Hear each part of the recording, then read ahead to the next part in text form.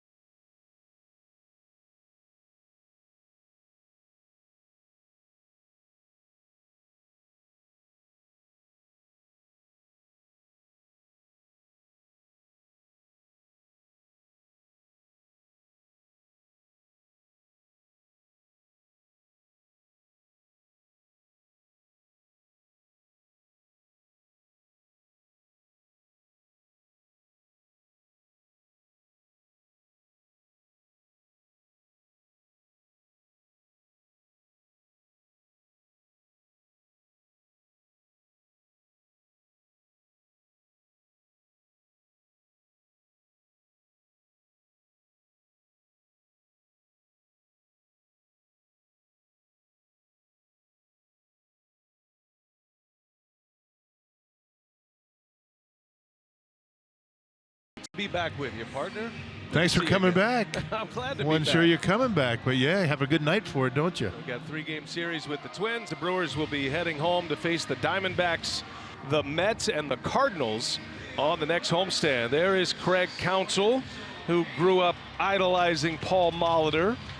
And those two managing against one another for this border battle once again here in Minnesota. 4th year for Craig Counsell. His team is playing well, just a half game behind the Pirates to start the day. It's Kane, Yelich, and Aguilar at the top.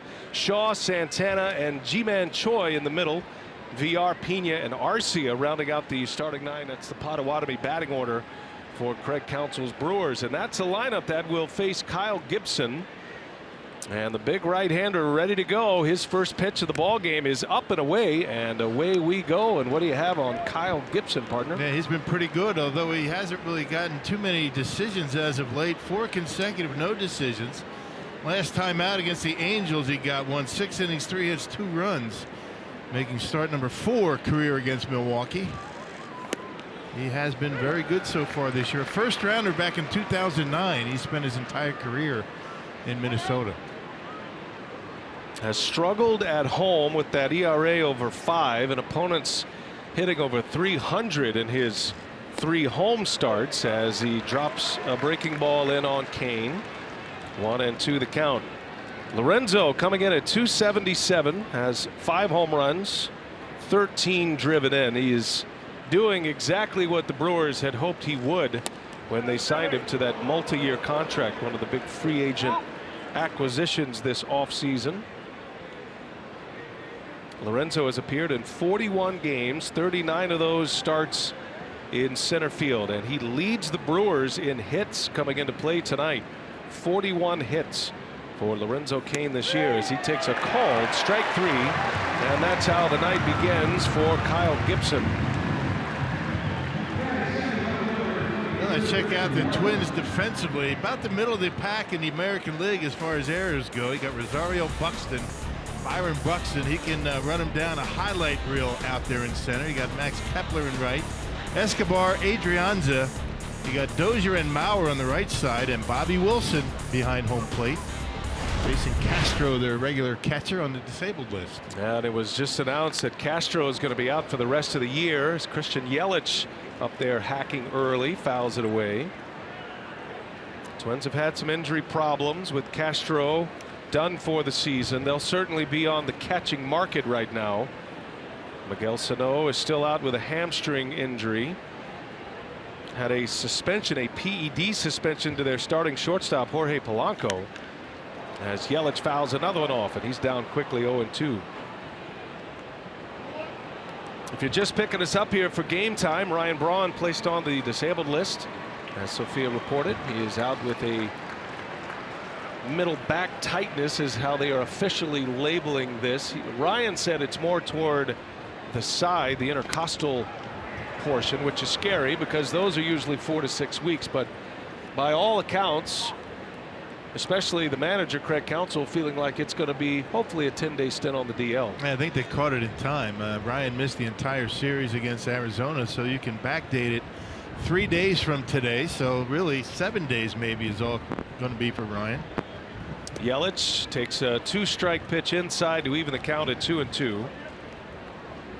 Now, the original plan for the Brewers was this 4-man, occasionally a 5-man revolving door in the outfield that would have Braun playing a lot of first base. It really hasn't panned out that way because of all the injuries. Yelich takes one inside, and the count goes full now. So Yelich sharing time in the corner outfield spots will figure to be a regular in left field while Braun is out. Can certainly play center field, has been a Gold Glove outfielder in his past. And Yelich takes ball 4, so got ahead of him quickly 0-2, and then Yelich draws the walk, and the first base runner of the game for Milwaukee. Well, let's check out our Pizza Ranch for the win here in Minnesota 3-game series. First inning has been very good for Kyle Gibson. Last 5 starts has not allowed a run in the first inning. And big innings have been an issue for Brent Suter. Hopefully he's going to be able to be more under control early in the game. First inning 2 runs yet last time out against Colorado. And the Brewers have to get on the board first. That's been a good recipe for them. They're 22-5 when they score first. Score first and hit home runs has been the good recipe for Milwaukee this year. As Jesus Aguilar takes strike 1. Now, with all these injuries the Brewers have had, the mix and match variety with Eric Thames out and now Braun and others, Aguilar is the one who has been able to shine the brightest. Comes in hitting .308, and he hits one into left center. He got jammed a little bit. And over to make the plays, the Gold Glover Buxton for out number 2. Yeah, keep an eye on that with Gibson out on the mound. He likes to work inside. He's got a good moving fastball, kind of tails in on a right-handed batter, and not afraid to come inside on lefties either. 2 gone for Gibson, and he'll face Travis Shaw now. Shaw has gotten hot on this road trip. Brewers took 3 out of 4 from Colorado, took 2 out of 3 from Arizona. Both of these teams had yesterday off. But the Brewers putting together a nice road trip, and they're playing very well on the road right now. And Shaw's been a big part of that. 3 home runs on the road trip, and most of them very big home runs for the Brewers. I saw him at the batting cage before the game. He was 5 for 50 going into this road trip. He goes, yeah, that was a hard 5 though. That's the way to keep things positive. That's Travis. what you got to do, right? Hard 5. Yeah. This game will eat you up if you don't keep it in its proper perspective. Yeah, the one thing he's able to do, he stays in the lineup every day. And you know, when you're in there every day, I mean, those 5 for 50s, I mean, when you're going through them, they seem like they last forever, but they snap out of them. Guys like Shaw, he's not going to go through many stretches like that with the way his approach is at the plate. Now the Brewers have played 45 games. 44 games. This is game 45. Shaw's made 41 starts at third base. And today is his 44th game played as he takes a ball high, and the count will even at 2-2. Travis is stacking up the numbers overall, even throughout that slump leading up to this road trip. He is still among club leaders and league leaders in most of the major offensive categories. Shift is on for him. A little half swing. He goes, and Shaw is out to end the inning. A couple of strikeouts for Kyle Gibson. We're off and running in Minnesota. Brent Suter on the mound when we come back.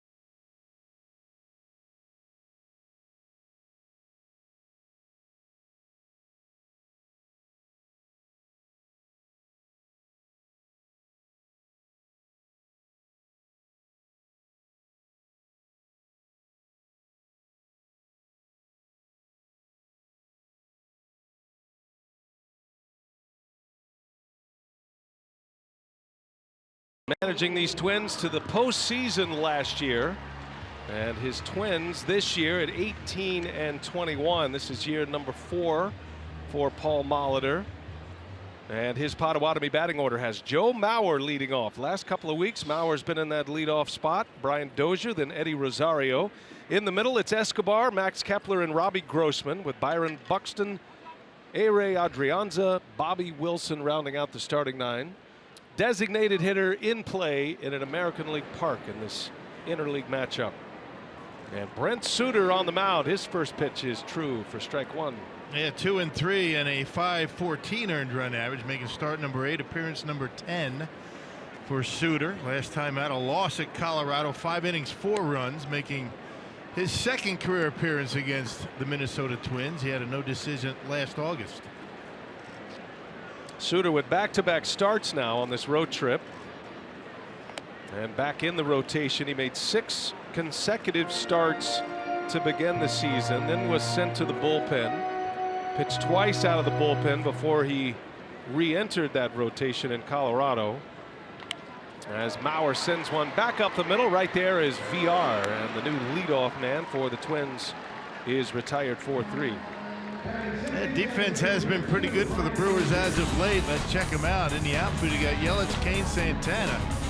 Domingo Santana starting to heat up at the plate. You got Travis Shaw, Orlando Arcia on the left side, VR Aguilar on the right side, and Manny Pena back behind home plate. You know, last game in Arizona, it was Jeff Vandy hanging his signs. Brewers are hovering near the bottom of the National League in errors, meaning the most errors. They have 30. So they're third from the bottom. That's an area they'd like to clean up, and it's been better here in this last month. A lot of those errors came in the first 2.5 weeks. I mean, they did not do a very good job catching or throwing it. But lately it's been much better. making a lot of spectacular plays. They need to do a better job of making the routine, if you will. Shift is on for Brian Dozier, down quickly 0-2. Be interesting to see what the Twins do when Sano comes back as a grade 1 hamstring strain, and how that will affect the order. Brian Dozier is a big power hitter. There's talk that he prefers the leadoff spot and might go back to that spot, but there's also been some discussion that he might end up in the 3 spot for Minnesota. And he strikes out as Suter makes quick work of him. Well, the offense for the Twins has been shoddy at best. I mean, they're not very good with runners in scoring position. Only 208 as a team. They have really not been able to get on track, and I think a little bit of it has to do with the weather that they've been dealing with. They've missed an awful lot of games and have not been able to put together much continuity. You can see right there, National League ranks. I mean, they're not doing anything all that great, but hovering around the 500 mark. I mean, they're 3 games under. And once they start getting hot, they start getting healthier. Buxton's just back from the disabled list.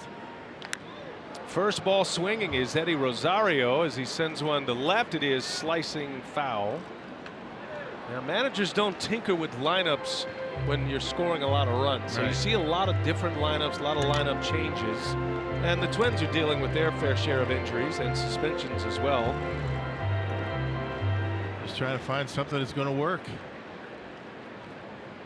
Suter delivers, and in the air to center field, hit well. Cain's going back, and he's got it. Lorenzo Cain runs one down, takes an extra base hit away from Eddie Rosario.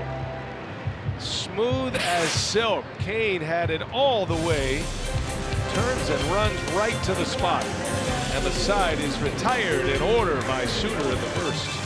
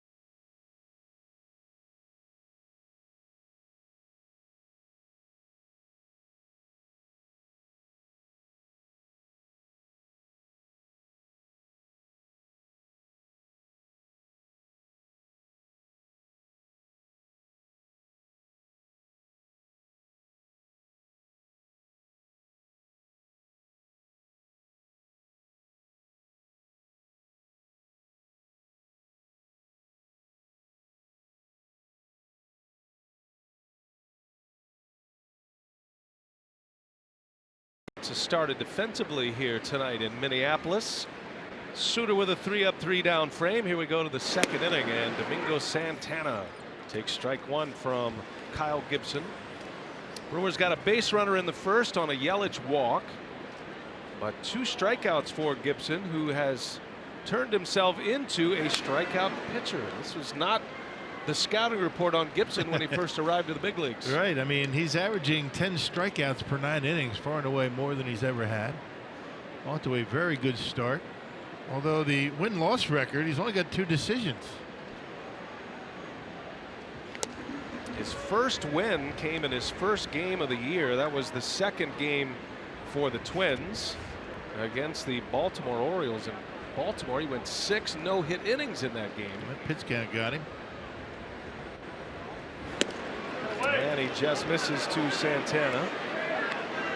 Domingo's starting to flash a little power lately. Yeah, hit a home run on Sunday. Average is starting to climb. Get that OPS up.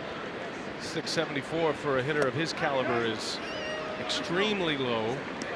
Adding the on-base percentage and the slugging percentage. Hitting a lot of ground balls, but starting to elevate just a little bit, working on that quote-unquote launch angle. It's kind of a fine line you walk when you're tinkering with that. And a swing and a miss, and Gibson picks up his 3rd K. 95 miles an hour, so he's feeling pretty good out there. Cruising speed for Gibson about 93. That's about his average on his fastball. That one right on the edge at 95. He's got the cut fastball, the slider, curveball, changeup, but predominantly fastball, slider to left-handers, or I should say right-handers, and he'll throw some changeups to lefties. Here's Ji-Man Choi back in the big leagues with the Brewers for the first time since opening day. 3 right-handed starters, opportunity to use the designated hitter, and Choi was the call for David Stearns and Craig Counsell and company. Choi's been in AAA Colorado Springs. He played last night, had a couple of hits last night at Colorado Springs. Overall numbers are good. And Choi hits that one hard into deep left center. That is way back, and the G-Man welcomes us back to Milwaukee. Oh, man. Wow. Make an impact, G-Man. It's kind of a lot of time between 2 at-bats for Choi. He's 2 for 2, double on opening day in San Diego, and now here we are in the middle of May and a home run. I was getting ready to say, keep an eye on that 1,000 batting average. Doesn't last long, but it's going to last 1 more at bat. How about that? Welcome to Milwaukee. 4 home runs in AAA Colorado Springs, and he delivers with a long ball here in his first at bat. And the Brewers check off the 2 boxes that has been their success window this year: scoring first and homering in a game. Rock gave you the numbers, but 22-5 when the Brewers score first, 21-5 when they homer. And Ji-Man Choi goes 428 feet to put the Brewers on top. As VR takes a ball inside. Well, Craig Counsell said before the game that got off to a bit of a slow start down in AAA, but his last 50, 60 plate appearances have been very good, making good solid contact.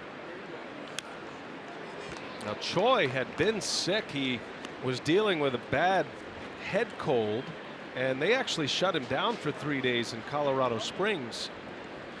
And that was as of this week. He just got back in the lineup last night. Got a couple of at-bats, had 2 hits, and now hits in his last 3 at-bats. And the one that matters to him most is this one in the big leagues. His first trip up today. VR, little slow roller, going to be a tough play. Coming in is Escobar, and no chance to get the speedy VR. Infield hit for Jonathan VR, and back-to-back hits for the Brewers. And the Brewers have had a ton of infield hits this year. I mean, I think they're trying to do a little bit better job putting the ball in play, and Jonathan VR able to get enough of it, beat it out. Let's check out the approach for Choi. Fastball that started on the inside corner, leaked down the middle, and didn't try and pull it, and carried on out of here into center field. That's a nice easy swing. Well, it had a great sound to it. So excited to be back in the big leagues, and most importantly, took that demotion. He knew the scenario on opening day, and just to refresh your memory, the Brewers went with a 6-man pitching staff on opening day, and they basically treated the game on opening day like a 1-game wild card game. All the relievers would be fresh. You wouldn't need, to go so deep into your relief core, and so they loaded up with position players. And Ji-Man Choi knew it was probably going to be 1 day, maybe 2, and he made the most of it. Yeah, the Brewers had 6 men on their bench that day. Choi came up in the 12th inning, 2 outs, nobody on, double, and he scored on Arcia's single. That was on opening day in San Diego. He scored the winning run, and that's how the season began with the Brewers, with late game heroics, and also I think it set a standard that they're here to win every day, as VR got caught way off the bat, somehow makes it back in time. But I don't know, Rock, it's one game of 162, but you had a sense at that moment that every general manager, every manager will tell you, hey, we're here to win every game. But when you build a roster like that for one day, that takes a lot of work to be able to have these discussions with players, and Ji-Man Choi would be the symbol of that. And have them buy in, right, and go down to the minor leagues and the good head on their shoulders and thinking about what they have to do to get back. But even when he got sent down, Craig Counsell made it very well known that he's going to be back at some point. He probably didn't think it would be 7 weeks into it, but he's glad to be back. And it gives the Brewers a big lift quickly.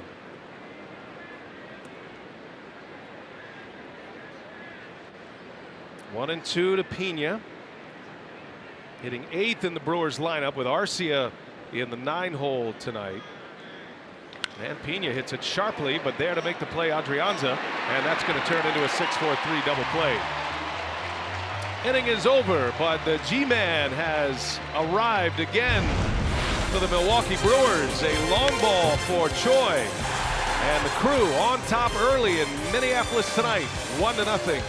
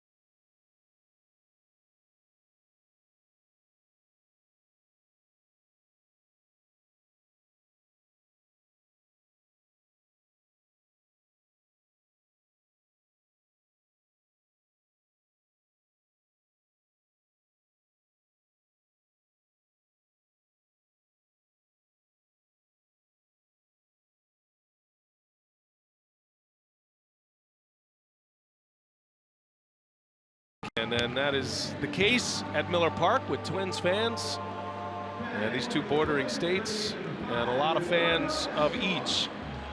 Good to have them here. Man, Brewers fans everywhere walking around downtown Minneapolis. What a pretty day it was today. Yeah, saw them in Colorado, Arizona. Travel well. Brewers off to a good start tonight. Ji-Man Choi with a 1-out homer in the second inning. And here we go to the bottom of the second. Suter back to work. 3 up, 3 down first. Facing Eduardo Escobar. Cincinnati native Brent Suter. And there's a sharply hit ball into center field. Escobar with the first Minnesota hit of the evening. That curveball's been a problem pitch for Brent Suter. And we talked about that home run in the first inning in Colorado.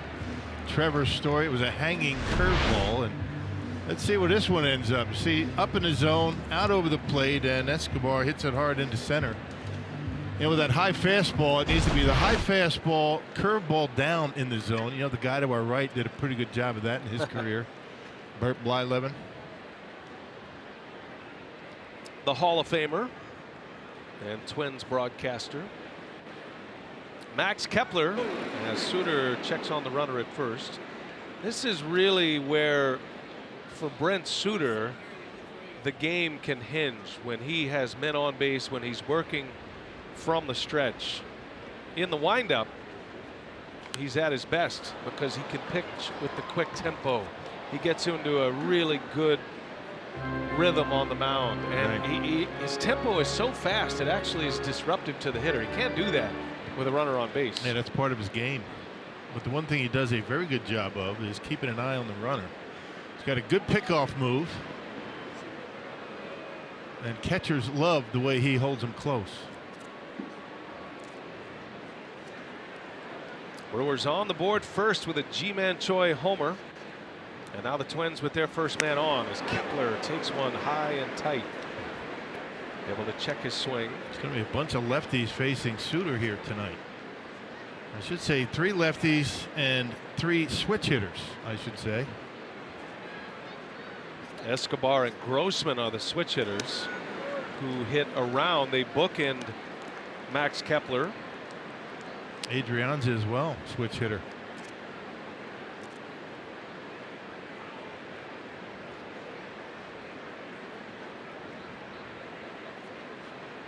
Kepler, a line drive hitter. This guy can give you some long at bats. He fouls off a ton of pitches. He's showing bunt here, and it's fouled away. And the count will even 2-2. That was interesting. I think he was trying to bunt for a hit right there with a bit of a shift on. That wasn't a sacrifice. That could have been the result of it, but that was a defensive shift answer for Max Kepler. I think a lot of teams try to drop down that bunt with the Brewers' big shift. Travis Shaw not budging over there at third. He stays put deep and playing toward short in the hole. It's amazing how much movement the Brewers infield has. You know, certain hitters up there, different counts. You see Shaw moving around, guys moving around everywhere. 2-2 the count on Kepler. Runner at first. And a slicing liner, left field line, foul. Count will remain at 2 balls and 2 strikes.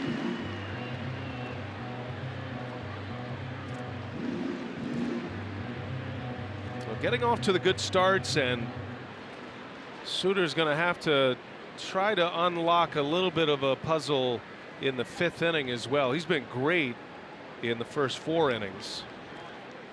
ERA in the middle 3s. Kepler fouls that one away. But for what he does for the ball club and the role that he's in, Brent Suter is about as valuable as it gets. Can be the swing man, rotation, bullpen, can be a situational guy if need be, and can also be a long man. And I think a little bit of it is that Craig Counsell tries to avoid Suter facing a lineup 3rd time through. I think that's one of the things, one of the reasons why he does, you know, get 5 2/3, and that's just about it. It depends on who he's going to be facing. And with a bullpen like the Brewers have, I mean, you really can't hesitate to pull a starter.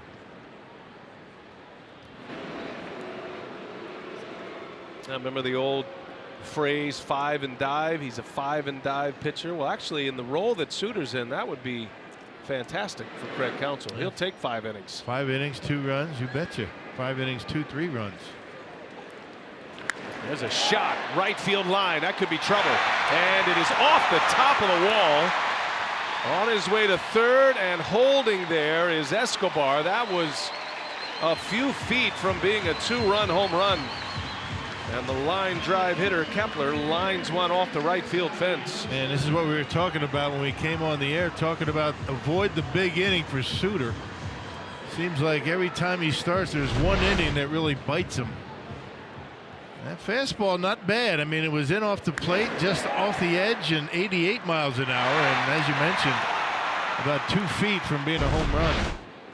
2 hard hit balls to start this inning, and now 2nd and 3rd for the Twins. Nobody out. Robbie Grossman at the plate.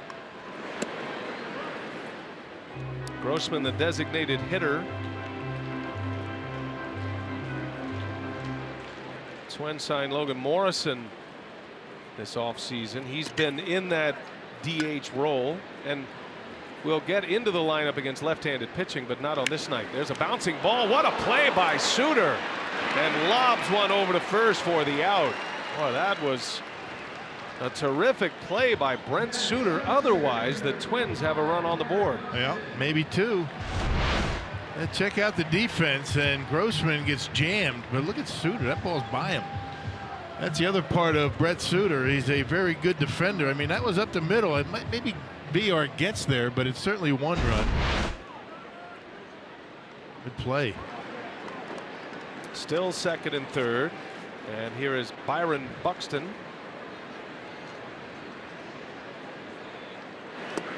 And a swing and a miss. A free swinger.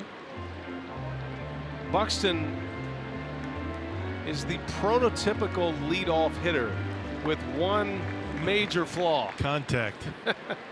He strikes out a ton. And so as much as they want to get him in that leadoff spot, nice play by Pena. Yeah. As much as they'd love to have a threat like this, he's one of the fastest players in the majors. They just can't quite get him into that position yet, but he's got superstar written all over him. And he's only got 4 stolen bases, hasn't been caught, doesn't get on enough. Won the Gold Glove last year in center field in the American League.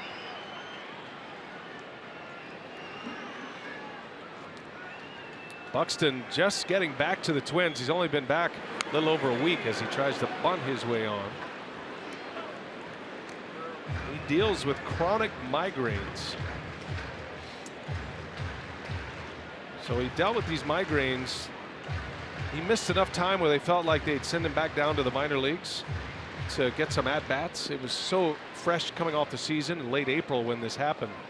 So then he goes down to Fort Myers for a minor league rehab. He fouled a pitch off his foot, broke his toe, has a fractured left big toe, and it is still fractured, and he is playing through that fracture. You see the protective pad he wears over that left foot. And a swing and a miss, and Suter gets a much needed strikeout. That's his second punch out. Runner still at second and third. And once again, that high fastball over the plate. Just out of the strike zone, up. And Buxton behind it at 88 miles an hour. You don't have to throw hard to get outs up in the zone. So 2 gone. Ehire Adrianza now. One of the 3 switch hitters in the lineup, and he takes a strike from Suter. Adrianza has taken over the shortstop duties for the Minnesota Twins. Their terrific young shortstop Jorge Polanco is serving a PED suspension. You remember Adrianza was a Brewer for like a day? Yeah, one day, right? Around the time they signed Aguilar, right? Yeah, 2 off seasons ago, not last off season, but the off season prior to that. In February, they had claimed Adrianza and then later claimed Jesus Aguilar. There's a little flare, and wouldn't you know it, perfect symmetry there. Adrianza to Aguilar. And Suter pitches out of a mess, a little Houdini act from the left-hander.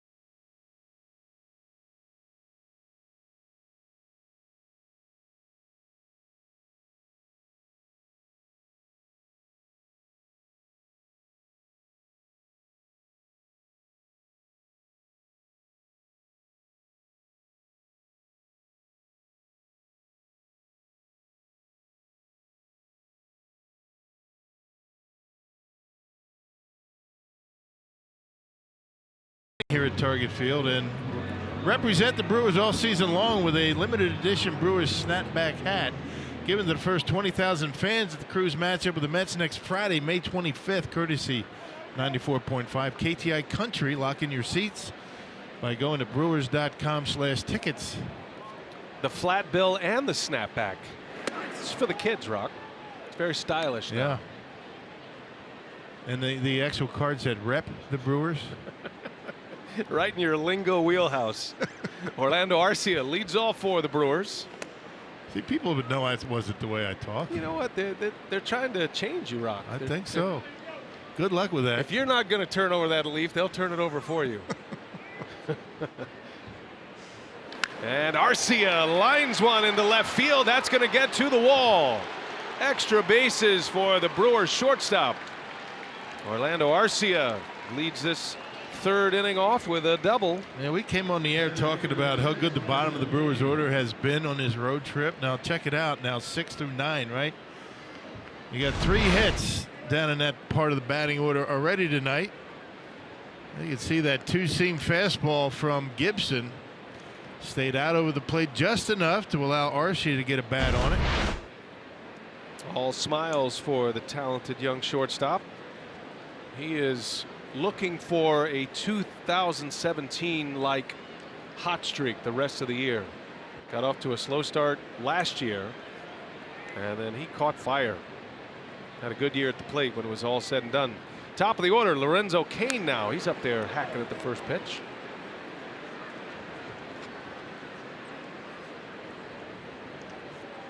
Cain, a strikeout victim in the first. Time for the AARP take on Lorenzo Cain versus the Twins. How about a .301 career batting average in this venue at Target Field? That is the 5th best by an opposing player. We start that with 40 games. You have to have played 40 games. Yeah. So Lorenzo Cain's been one of the better opposing players to come into Target Field, and a lot of matchups, of course, in his days with the Kansas City Royals. Ground ball, slow roller, scooped up by Escobar, and he gets Cain, but he does advance the runner, Arcia, to third. Productive out. Not the way he designed it, but able to get Arcia over to third base for Yelich. Now you talk about this ballpark. I mean, can you think of a better batter's eye than the one they have here? I mean, it's about as ideal as it gets. That black background like that goes way up as well. Hitters love swinging the bat here, especially when it warms up. And remember when they first opened this ballpark, that was a major concern that it was a pitcher-friendly ballpark. Yelich up there, first ball swinging, foul ball. Plays as a fair park, I think, now that we've had a chance to see it. And I think what it means is that Mauer and Morneau's power numbers just weren't quite the same outside of the Metrodome. Especially Mauer's numbers really dipped. Right. And those first couple of years, there was a lot of attention paid to the ballpark. And the design of the ballpark maybe making it too pitcher friendly. Now the first year of this ballpark, they actually had trees out in center field. That's right. I remember that. They didn't like it. Hitters didn't like it, so they chopped them down. It's kind of like what they had at Miller Park when it first opened, when they grew the ivy in the outfield wall. The batter's eye. They moved the trees there. Much better place for them. Infield is in. Yelich takes a ball high. Yeah, you're right. They didn't chop them down. They just transplanted them.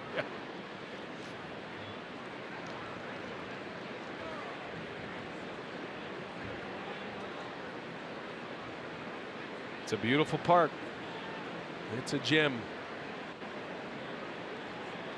Brewers trying to add to their lead as Yelich takes a ball down and in. Christian walked his first time up, got down 0-2 on Gibson, and then drew the walk. Aguilar due next. Got the infield in. I mean, way in on the grass. Is it early to have the infield in? That kind of tells you what Paul Mauer thinks about what's going on offensively with the team. Plus, Gibson in his career has been a pretty good ground ball pitcher. Got to take chances when you're not scoring runs. Gibson, age 30 season this year. Last year in his age 29 season was pitching so poorly for the Twins they actually sent him to the minor leagues. He was in AAA last year, then he came back and finished strong last season. Yelich muscles one into left field. It's down, a base hit, and Arcia is in, and Christian Yelich makes it 2-0 Milwaukee. Yeah, bottom of the order getting it done. And a home run by the 6th hitter. Arcia leads off the 3rd, the number 9 hitter, and now Yelich drives him in. So small ball for the Brewers. Double, get him over, get him in. 94 up and in. Pretty good swing by Yelich to dump it into left. Arcia starts it with a double down the left field line, hit it sharply. Kane moves him over. Yelich with the RBI, number 18 for Yelich, and here is Aguilar now with Yelich at first. That hit was almost a carbon copy of his go-ahead RBI against the Arizona Diamondbacks in Game 1 of that series. Yeah, no one way to pitch him. That's what makes him such a tough out. And such a good eye at the plate. Came in as a pinch hitter on Monday. Good day's work. What was supposed to be an off day. Yelich enters the game and delivers the game winner, and there's not a lot of exit velocity on either of those hits, but his swing produces hits like that. He has such a good swing. It's a level swing, stays in the zone a long time. Ended up with 2 hits in that game. Brewers took 2 out of 3 from the Diamondbacks. Ever since the Brewers lost 4 in a row in Chicago, they played very good baseball overall, but specifically on the road, they've won 8 of 10. Well, it's a good thing. They've been on the road a lot. 8-2 on the road since being swept by the Cubs. 15-5 overall, as a matter of fact. Nice long homestand coming up after these 3 games.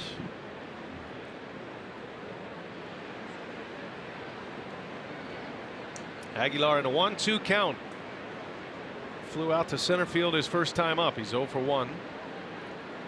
And that one's deep. Forget about this one. Long gone. Jesus Aguilar unloads on one. And it's 4-0 Brewers. A blast off the bat of Aguilar. Number 4 on the year. A 2-run shot. No doubt about that one. Yeah, you can't hit it any further than that. Right down the line.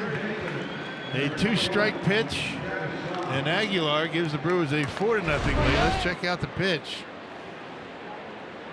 Trying to come inside again, and it looks like as though Aguilar was looking in there because it was right on the edge, a little bit up.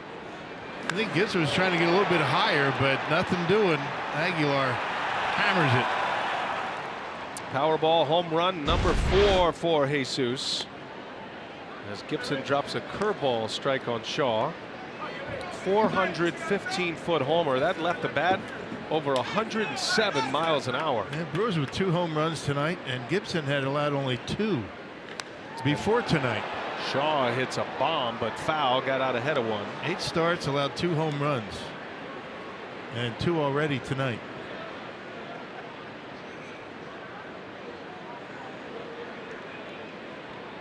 Back-to-back games where the Brewers have found their home run stroke. As Shaw chases one upstairs, and a strikeout. Strikeout number 4 for Kyle Gibson. And the second out of the inning. 3 hits in the inning.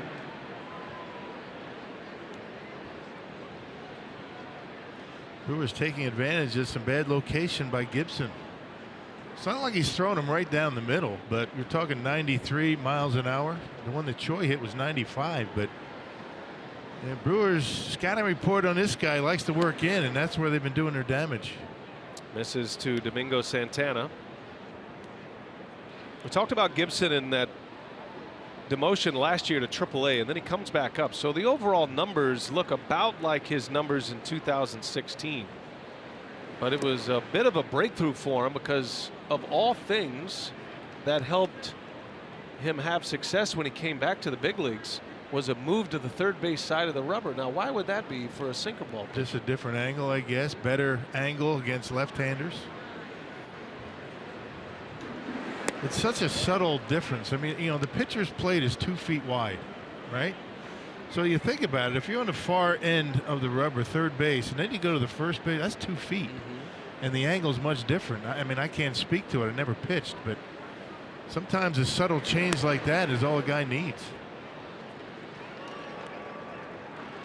Well, Santana draws the walk. And the second walk issued by Gibson.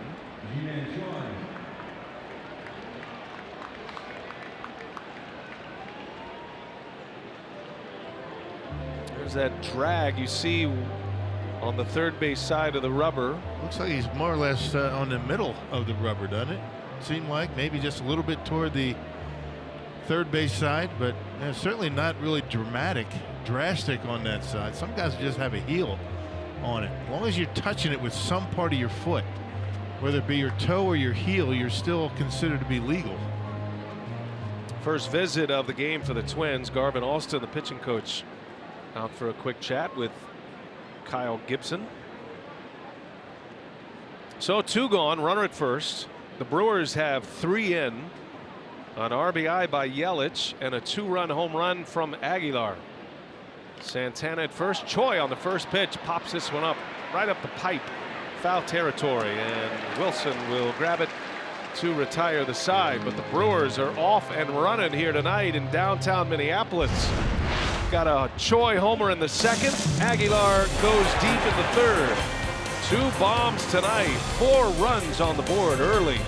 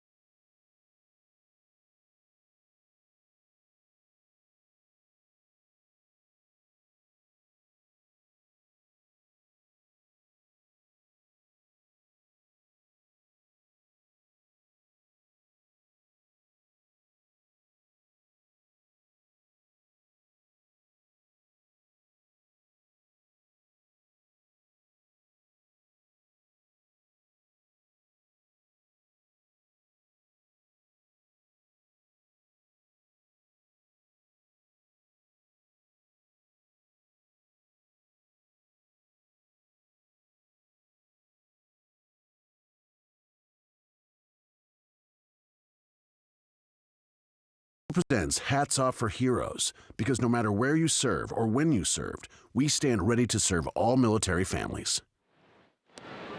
Back in action here in Minneapolis at Target Field. Brent Suter now staked to a 4-0 lead. Facing the 9-hitter Bobby Wilson. Suter's been getting ahead in the counts. First time through the batting order. 8 out of 9. First pitch strikes. Count evens at 1-1. Wilson probably taking over. I wouldn't call him the everyday catcher, but he's going to be the primary catcher. He'll get 3 out of every 5. A little jam shot back to Suter. Nice easy lob to first and 1 away. You got to be thinking that the Twins might be contemplating going out and getting somebody. Jason Castro, their everyday catcher, left-handed hitter. Been around a while. Good catcher. Got a knee issue. Boy, the catching market is hot right now. There are a lot of teams that are searching for catchers. You got any innings in your partner? I mean, there's a lot of money to be made out there. Yeah, I know. It's not worth it. You've been watching Manny Pena this road trip. Boy, he's been getting beat up. You'd hold up very well in the analytics era of home runs, Strikeouts. Problem is, I don't walk either. That's okay. I mean, you can't have all the boxes checked. Yeah, well, I'll leave it to the youngsters. I'll just sit back and enjoy watching Manny catch. Pena and Jet Bandy. Pena is starting to get it going now at the plate. Bandy would like to follow. It's tough, though, when you're in a backup role, as you would know better than anybody, how to be consistent at the plate. That's a very difficult job. I mean, most people think that that's all it is. I mean, but it's difficult to get that continuity, and you know, even defensively. I mean, throwing to the bases, blocking pitches. I mean, you do all that stuff before the games. You do it in the bullpen, but it's not the same.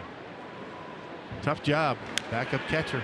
A slow roller by Mauer, taps it over to Aguilar, and there are 2 away in this 3rd inning. Mauer is 0 for 2, a couple of ground outs. It's a tough job, but if you find somebody that can do it, I mean, that's a valuable commodity. Now, the Brewers thought they had found a long-term backup catcher in Martin Maldonado, but he actually played his way into more of a starter's role. And at the time the Brewers made the deal, Maldonado for Jet Bandy with the Angels, they were looking to upgrade offensively. They felt like they, had their catching core covered. Maldonado won a Gold Glove last year with the Angels. You always knew he was a great defender.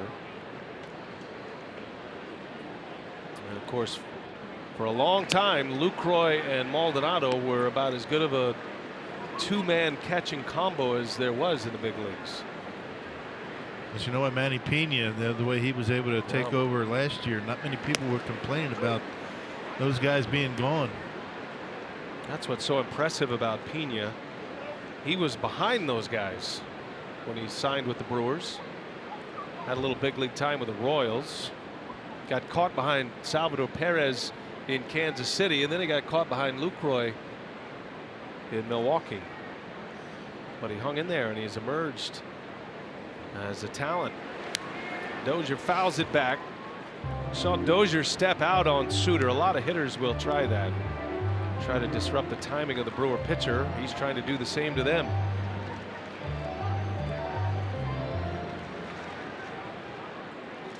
Suter could use a quick inning. Gave up a couple of hits to start the 2nd.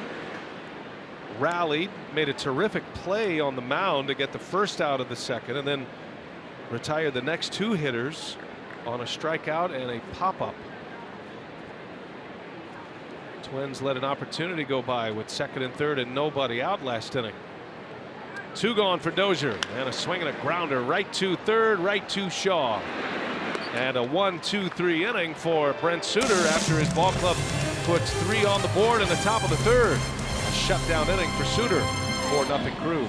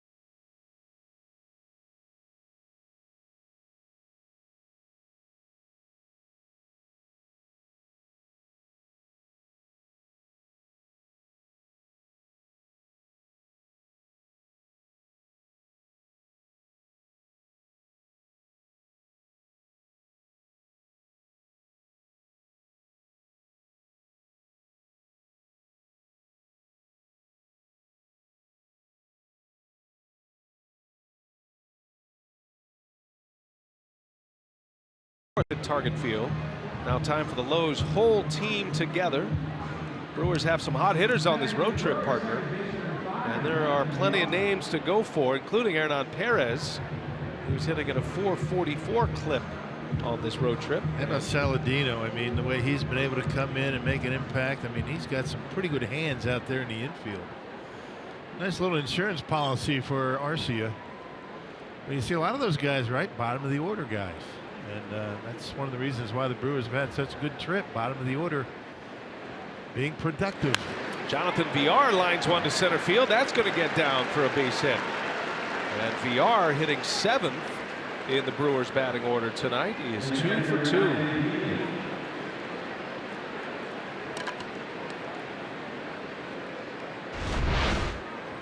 Check it out. It looked like it was a breaking pitch. It was a curveball. It stayed right down the middle of the plate.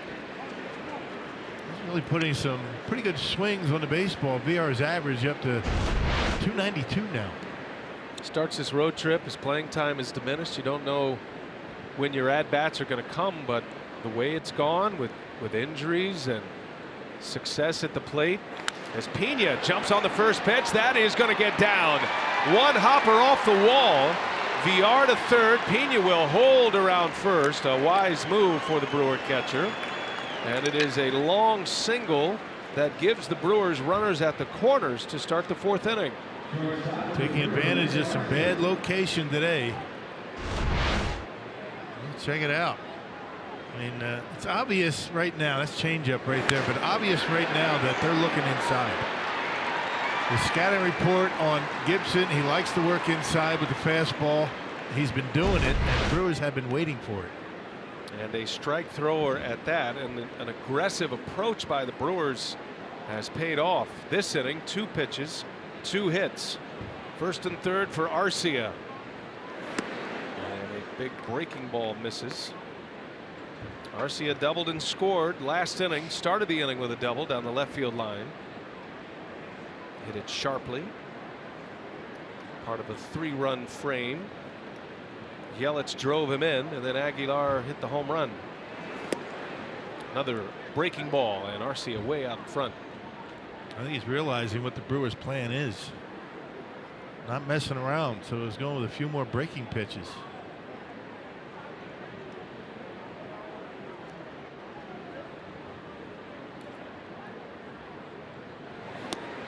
And it goes with another one.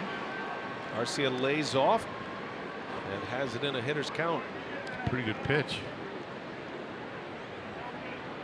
Gibson's been a regular in the Twins rotation since 14. Made his big league debut in 2013. On the ground to short. Adrianza to Dozier, over to Mauer for the double play. A run will score. No RBI for Arcia, but the Brewers add to their lead. On the ground ball to short, 5-0 Milwaukee. Second double play turned by the Twins. And the bottom of the order, as we mentioned, I mean, you can't say enough about that, because that was an area that Craig Counsell was getting a little bit concerned about before this road trip. Bottom of the order production, and it's been good. Responsible for yet another run. Top of the order now. Here is Lorenzo Cain batting for the 3rd time already as we play in the 4th inning.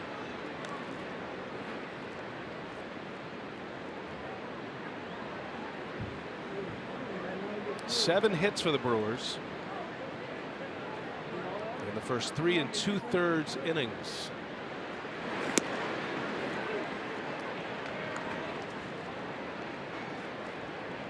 Gibson's home woes continue. He came into this game with an ERA over 5, 3.22 opponent batting average.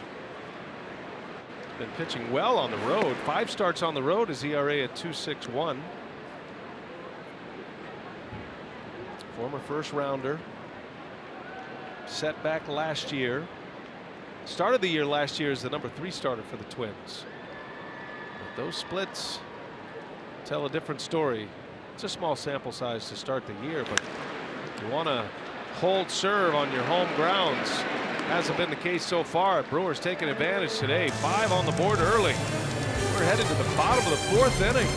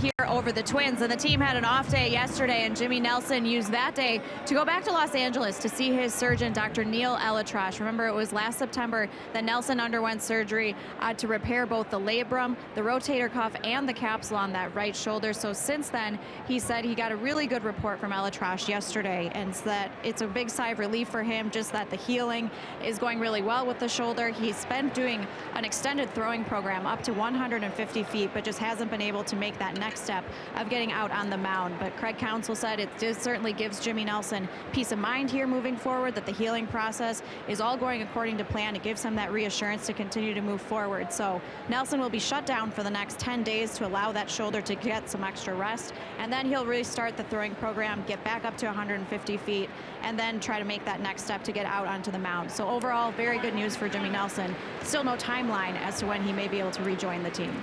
All right, Sophia, thanks. It's good to see him back in a Brewers uniform and here preparing. I know you have more, Sophia, with the rest of the pitching staff as well, because Nelson is more of the long-term effect, right? Now, what about guys like Davies and Chase Anderson? When are we expected to see them back on the field?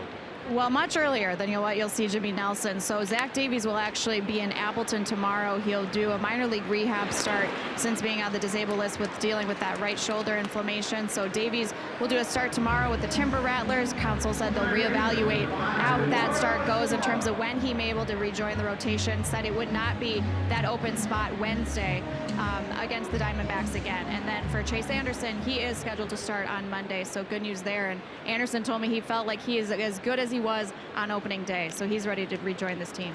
All right, Sophia, great stuff there. Sophia has become quite versed in anatomy. She is giving very impressive all the lingo, descriptions all the terms, all the broken parts. Right.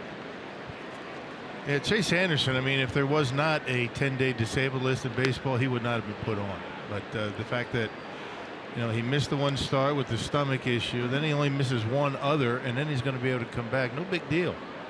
And there's nothing wrong really with shutting a guy down, missing a couple of starts, I mean, as the season goes on. But for Jimmy Nelson, I think the biggest challenge for the Brewers is to keep him back and hold him back a little bit. I think he was feeling pretty good.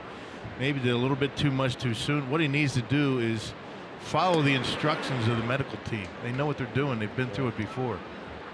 And he's both anxious and worried at the same time. Anxious to come back quickly, worried that things aren't going as well as he had hoped. That's why I think it was important to send him back, as Sophia mentioned, to get him back to the surgeon, to get that validation that everything is okay. As Suter with a strikeout of Escobar, and Brent Suter has now retired 8 consecutive after that double by Kepler.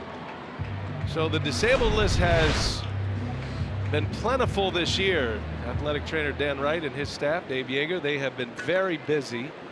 That makes it all that much more impressive that the Brewers are maintaining the pace that they're on. They start play today in a very competitive Central Division, a half game back, 26 wins, 18 losses, sitting at 8 games over. Only the Cincinnati Reds in the Central under 500. It has been a very good division, but you know, going back to the depth, I think Craig Counsell, David Stern's very comfortable with the depth of his team during spring training, and I think it's played out in a big way. Brings us back to the conversation about Brent Suter and the value of a guy like this to a ball club. He's trying to make it a 3-up, 3-down inning and make it 9 in a row. Gave up back-to-back hits in the second to start the inning. Twins had runners at second and third and nobody out. Nothing since. Suter misses with a curve on Kepler. And the first pitch strikes have been off the charts for Suter tonight.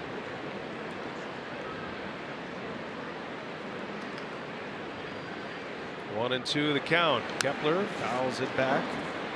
Kepler's double, the last base runner for the Twins of the 2 that they've had tonight.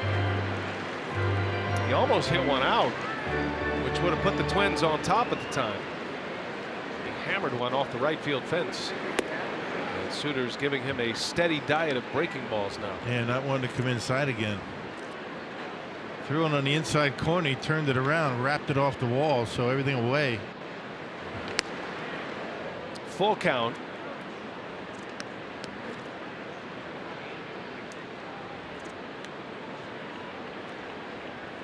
Grossman due next. Suter trying to make sure he leads off next inning, and Kepler with a good take. That's the first walk issued by Brent Suter, and you got to give credit to Kepler in that at bat. He hung in there well. Took a tough pitch. Yeah, Suter was trying to put him away on the outside corner, couldn't do it. He missed, and Kepler very disciplined, laying off. So the first base runner since the second inning snaps a string of 8 straight retired by Suter, and the switch hitter Robbie Grossman at the plate takes ball 1. The Twins are playing their 10th interleague game already this year. Paul Molitor's club took 3 out of 4 from the Cardinals. They split a 2-game series on this homestand with St. Louis. They swept a 2-game series in St. Louis earlier in the year. This is the 4th home game on this homestand for Minnesota. They had to make up one of their lost games in a 1-game makeup game with Seattle Monday, and then they split a 2-gamer with the Cardinals, had yesterday off. They still have 3 games to make up. They lost an entire weekend of games due to weather in April to the Chicago White Sox. Brewers have played 5 more games than the Twins. Brewers have been very fortunate that they have not missed a game, they haven't had a postponement. You just knock on wood on that, because that's going to catch up to a lot of teams. The Cubs have a lot of games to make up. You lose off days, you stack up double headers.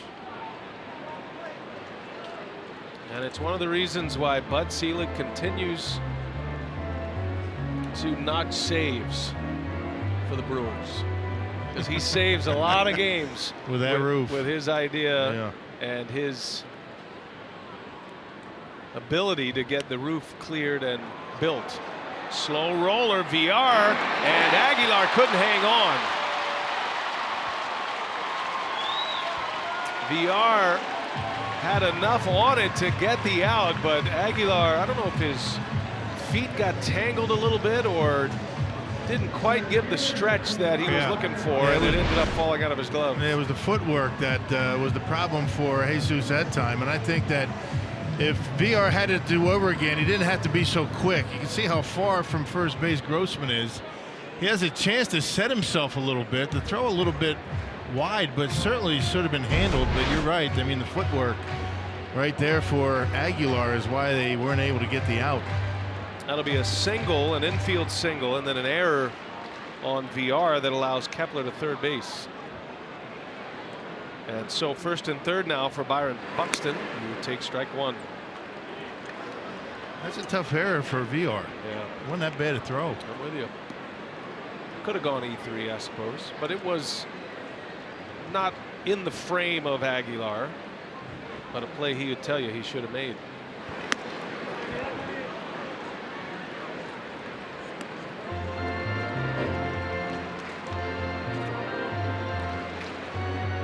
Buxton was a strikeout victim in the second. That was a key strikeout for Suter. He was facing Buxton with one out and runners at second and third. That helped him get through the inning. And a swing and a foul. 1-2 now on Buxton. Check cutter up and in.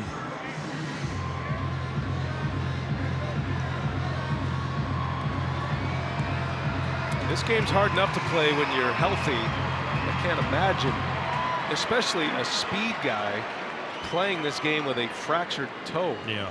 Big toe. And down he goes. Suter goes up the ladder. He strikes him out.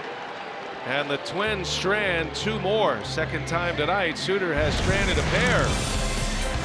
And Brent Suter picking up his second strikeout of the inning. Gives him 4 for the game.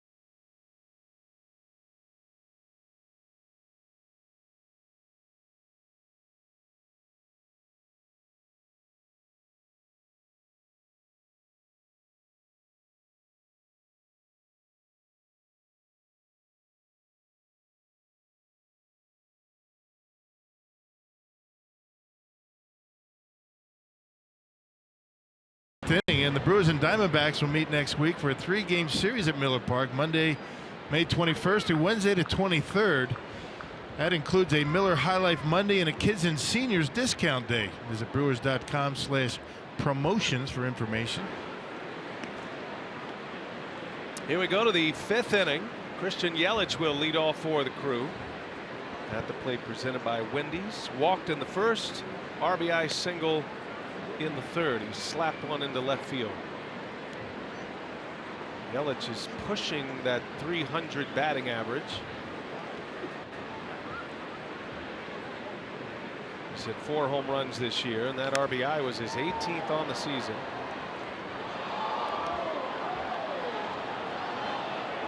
It's hard to say I told you so in the game of baseball, but what Lorenzo Cain and Christian Yelich are giving the Brewers is exactly what David Stearns had in mind. And they've been doing it their entire careers, right? So no surprise. That's why they picked him up and they paid a price for him. That's why you give up 4 prospects. The unknown for the known, as Yelich sends one high in the air in the infield.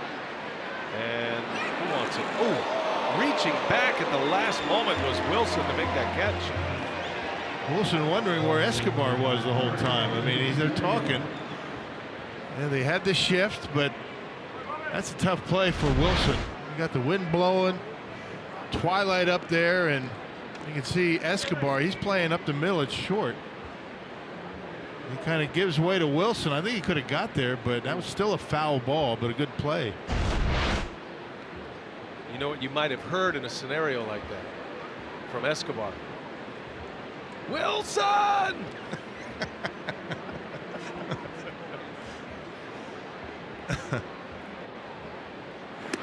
Jesus Aguilar takes a strike. Little Castaway reference. There you go. You're a big movie guy.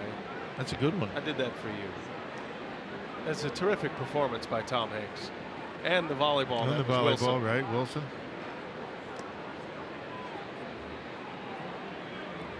Probably some of the best volleyball acting I've seen at this point. One gone for Gibson.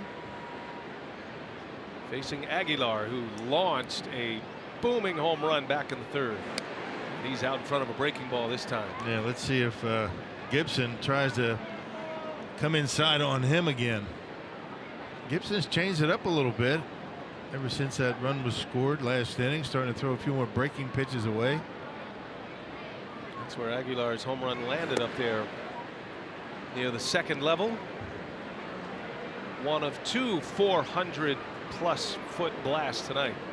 G-Man Choi started the fun tonight with a home run in the second. In his first at bat back in the big leagues for the Brewers. 2-2 the count on Aguilar. High fly ball. This is going to stay in. Rosario will watch it into the seats. There's a lot of wind blowing up there.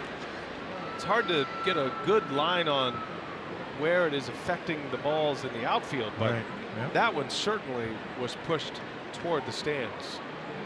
But the way it whips through, and most major league stadiums are like this, it comes in and then shoots around the grandstand. Usually the jet stream's in right center. Right, yeah, and you really can't really tell by the flags how the wind is affecting the baseball in the field. Sometimes you can. A freshening breeze, as we would call it in another sport. Comeback sinker misses from Gibson. Count 3-2. What sport would that be? That would be the four-letter sport, golf. Oh. And various other four letters for you.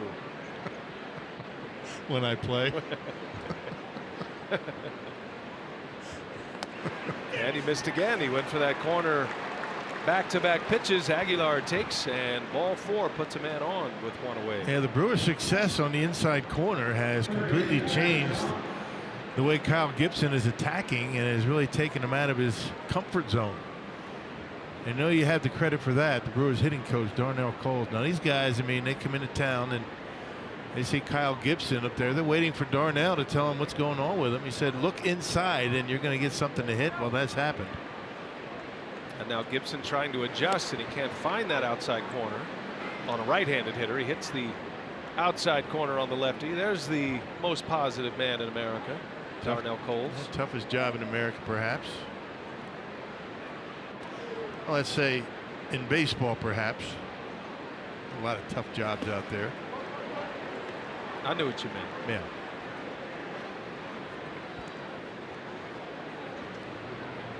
Shaw has struck out twice. Modify the shift a little bit with 2 strikes now on Shaw. As Escobar, the third baseman, moves over to the right side of the infield. Travis with 10 homers, 26 driven in. He's got a runner at first. High and tight. I mentioned early that Shaw is among club leaders and league leaders in a number of categories. So he leads the Brewers in runs scored. He's tied for 5th in the National League in homers. Leads the Brewers in that category.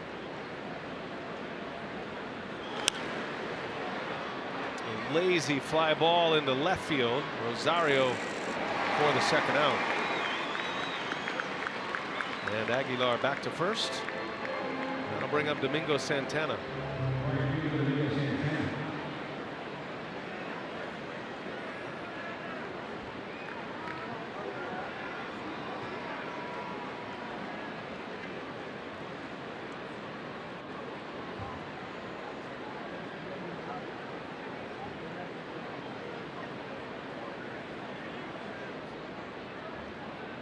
Two gone. Aguilar the runner at first. Santana chased that first pitch slider 0-1.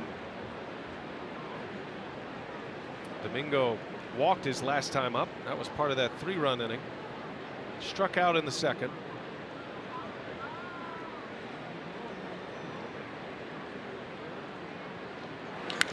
And a sharply hit ball through, base hit. Aguilar will stop at second. Santana with a single. He's starting to get better swings is Domingo Santana. A lot of his hits, a lot of the production this year has basically come on the ground. And taking the ball on the ground to right field. There's that fastball for Kyle Gibson up in the zone, the four-seamer. And hits it hard into center field. 8th hit for the Brewers. 86 pitches for the starter Gibson. And now Ji-Man Choi up there with 2 away. 2 on. Choi with a home run back in the second to get the scoring started tonight. And Choi stands right on top of home plate. Not a lot of room from that inside corner to where he's standing. Just daring somebody to come inside.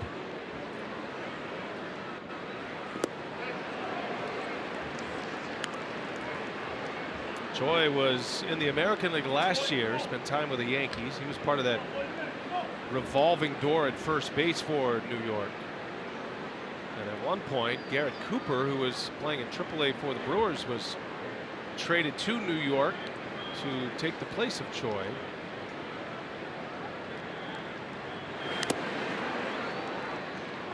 G-Man kept as an added bat in the opening series of the year in San Diego.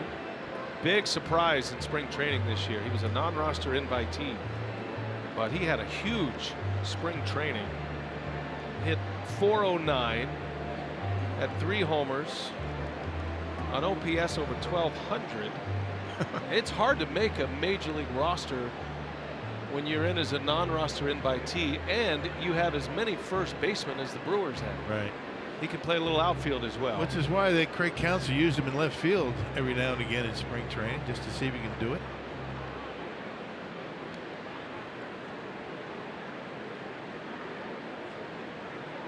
One ball, 2 strikes on Choi.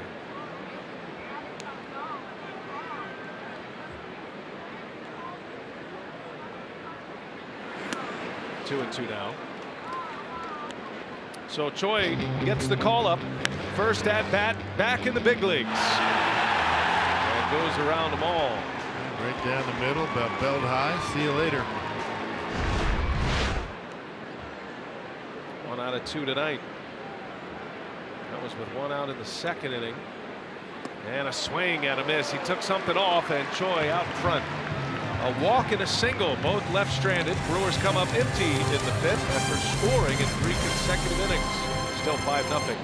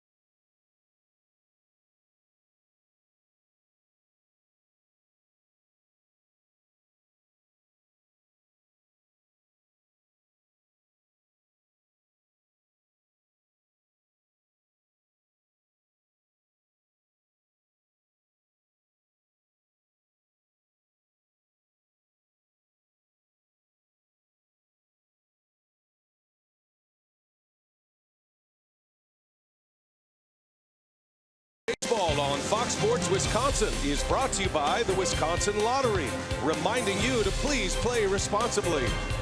And by Ascension, coming together to give healthcare a better name. We are Ascension. Brewers fans here in Minneapolis, Minnesota, Target Field. First game of a 3-game series with the Twins. Brent Suter back to work as we start the bottom of the 5th. 5-0 Crew. Brewers got a run in the second on a Choi homer.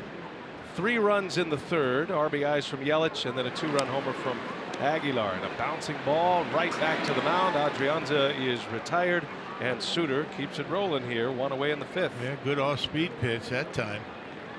He's had 3 comebackers tonight, which means he's got these Twins hitters a little bit out in front. Well, the play he made on the comebacker back in the second inning probably saved him a run. Had a diving stop on a bouncing ball back up the middle to his glove side. First ball swinging is Wilson and a high pop up. Shaw for out number 2. 2 quick outs for Suter here in the 5th inning.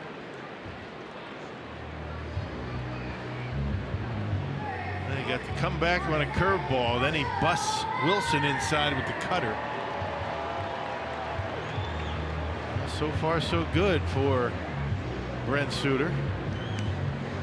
Interesting. Paul Molitor is going to make a move here. Mauer, the scheduled hitter, is going to be lifted for a pinch hitter.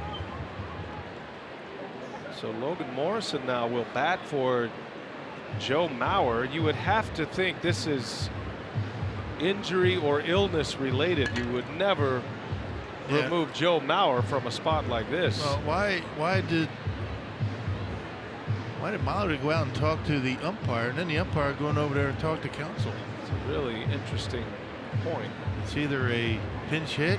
You don't need to do any of those 2 things. Huh.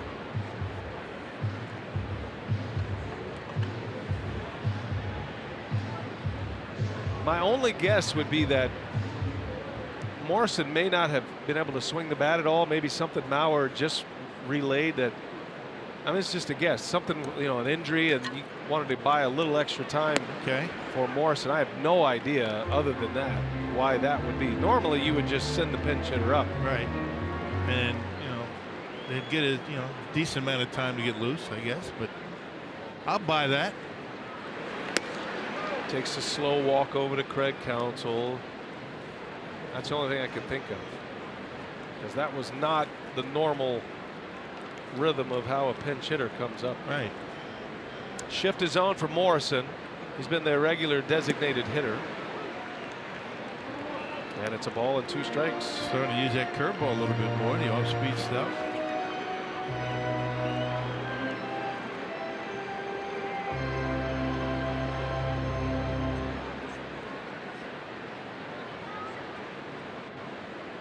Two-strike pitch and a swing and a miss. Down he goes.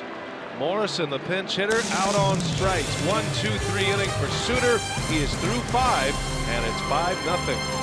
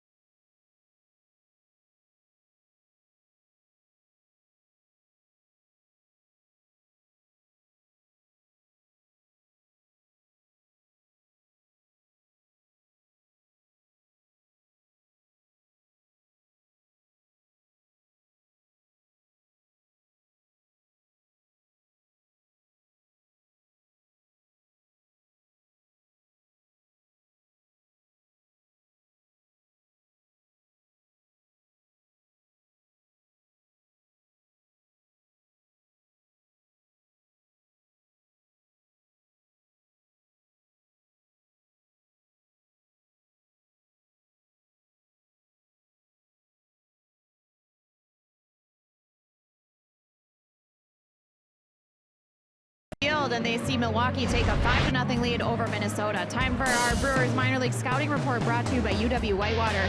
In AA for Biloxi, center fielder Corey Ray is swinging a hot bat. He has 5 homers in his last 5 games, including 3 straight games with a leadoff home run to start the game. For Corey Ray on the season, it's a .273 average and 7 homers. All right, Sophia, thank you. That's as VR pops out on the first pitch. This is a huge season for Corey Ray. First round draft pick. He's been struggling in the Brewers minor league system, so it's great to see the kind of results at the AA level that everybody expects out of Corey Ray. He's healthy now. Yeah, good right? point. He had the knee problem, but it seems like every 2-3 times a week we're talking about that guy hitting home runs and getting the job done. So yeah, you hope for the best for him. As long as he stays healthy, I think he's got a shot to get up here. I just saw Logan Morrison at first base after a pinch hit appearance.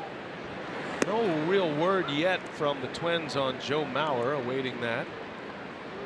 I went over and talked to Blyleven, Bert, between innings. Now I don't ever know if he's being serious with me or not, but your old teammate. Yeah, he's either telling me the truth or trying to light my shoestrings on fire. I'm not sure which one. I always have to look down when I'm talking to Bert. Situational awareness is really important with Bert Blyleven. It is. But he kind of agrees with you. He felt like there was a late, last-minute, injury to Mauer, and Mahler wanted to give Morrison a few extra swings to get loose. So that's the consensus up here. Okay. Well, that's good enough for me. If it's good enough for you and Bert Blyleven, I was just throwing spaghetti on the wall. Mm-hmm. Manny Pena takes a ball down. Yeah, the Dick way. Bremer over there. I mean, he's at every game. He does them all. And there's Bert. He had circle him, Rock. Justin Morneau over there. He does some color commentating over there with the Twins. We got a number of different guys that work Twins games. There they are. Dick Bremer on the right, and then Bert Blyleven. Justin Morneau was in there, and he was doing a couple innings, I think, and then left. As Pena takes ball 4 and draws the walk. Yeah, LaTroy Hawkins, right? They have. Oh yeah, we're supposed to Torrey Hunter. Catch up with LaTroy, by the way. Torrey Hunter, LaTroy Hawkins. Yeah, Bert. Bert's their primary Morneau. TV analyst. Morneau, Smalley. Roy Smalley's another, right? Now it's going to be the end of the line here for Kyle Gibson. So another tough game at Target Field for the big right-hander. And Paul Molitor will make a pitching change. Lead man on, 1 out base runner for the Brewers, and we'll set up the new hurler after this.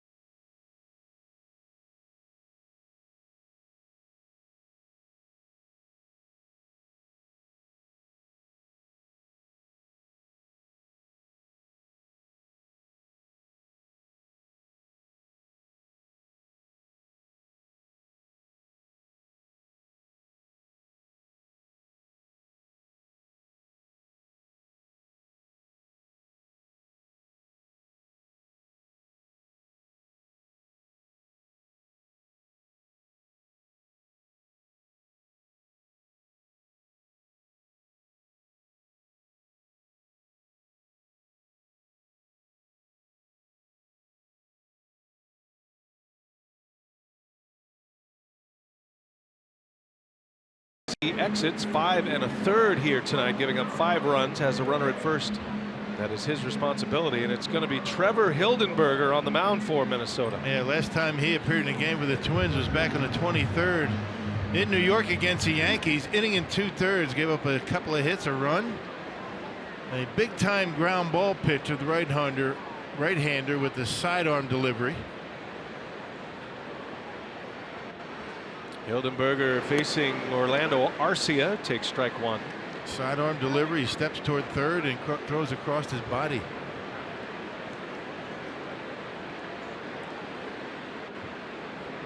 Manny Pena, the runner at first, he walked. VR popped up for the first out. And right back to the mound. Hildenberger thought about second and wisely takes the sure out at first base. Yeah, saw a little confusion over there at second base. Wasn't sure where to throw it. Of course, Adrianza was going to get there, but decided to take the sure out at first. See if the Brewers could take advantage of that. Not sure why he didn't go to second base. Would have been an easy out at second, got the lead runner. And the much slower runner in Pena. Two gone now. Runner at second base in Pena. And here is Lorenzo Cain, who was 0 for 3 tonight. On the ground to second, right to Dozier. And that will retire the side. And the Twins get around a 1-out walk. Bottom of the 6th coming. 5-0 Brew Crew.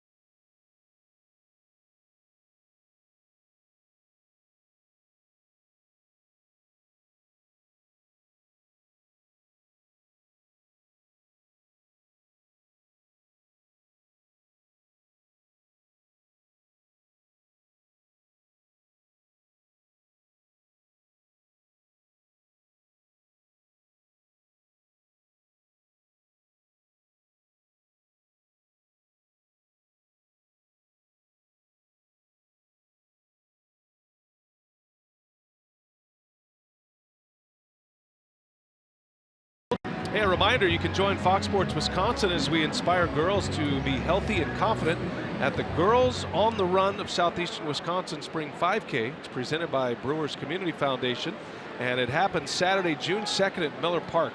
To register, visit www.girlsontheRun.southeasternwi.org/5K. Brent Suter back on the mound. And he is working on a shutout through the first 5 innings. Yeah, yet another first pitch strike. Facing Dozier, Rosario, and Escobar. Joe Mauer out of this game. No word just yet on why Mauer left this game. Morrison is now the leadoff hitter and playing first base. Suter retired him on a strikeout to end the 5th inning. Suter has only allowed 4 base runners tonight. 3 hits and a walk. And just pounding the strike zone with first pitch strikes, making his job much easier. Getting hitters on the defensive right away.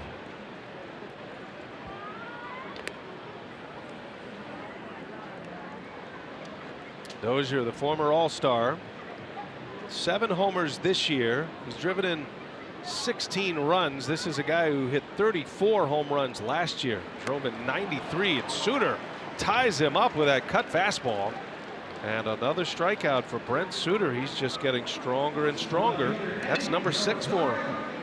You know, that cutter is such an important pitch for him, but the cutter, unlike most guys, he doesn't want it down in the strike zone. You want any tilt to it. You just want to kind of just bore in on the right-hander just like that. It's got to be up in the zone. Becomes very hittable down around mid-thigh, around the knees. Rosario stepping out on Suter. I asked Suter once if it frustrated him when hitters step out like that, and because he's just one of the more unique personalities you'll ever meet, he said, absolutely not, I would do the same. Well, he's a smart he gave guy, his own right? scouting report. Right. I mean, but he completely understands it and is okay with it. but you know what that means? He's getting into their head a little bit, and that's a good thing. Yeah, he likes that aspect of it. He said, if I got angry and if it irritated me when hitters stepped out, then that's an advantage that they would have on me, and it doesn't bother me. I'd do the same. Right. Well, he's at his best when he is clipping along from the windup. There's a liner over the glove of Aguilar. That's going to get into the corner. Extra bases for Rosario, and he'll pull up with a double with one away. It's the 4th Minnesota hit. It's the 2nd double of the game. Yeah, Rosario has been swinging the bat pretty well for the Minnesota Twins so far this year. Hitting near 300, 9 homers, 27 RBIs. So he's been pretty good. That pitch up and in, pretty much where he wanted it, but a pretty good piece of hitting by Rosario to line it down the corner. Had a breakout year last year with 27 home runs and 78 RBIs. And he's gotten hot here lately. 1 for 3 tonight. One of those outs was a line drive out to center. That was a line drive that took Kane back to the track in center field his first time up. There's strike 1 to Eduardo Escobar.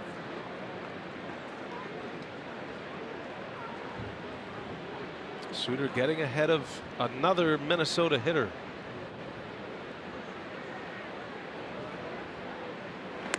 $18 for 22 in first pitch strike. That's amazing. You know, you would think that the Twins at some point would be looking to, start swinging early in the count. Go after that first pitch.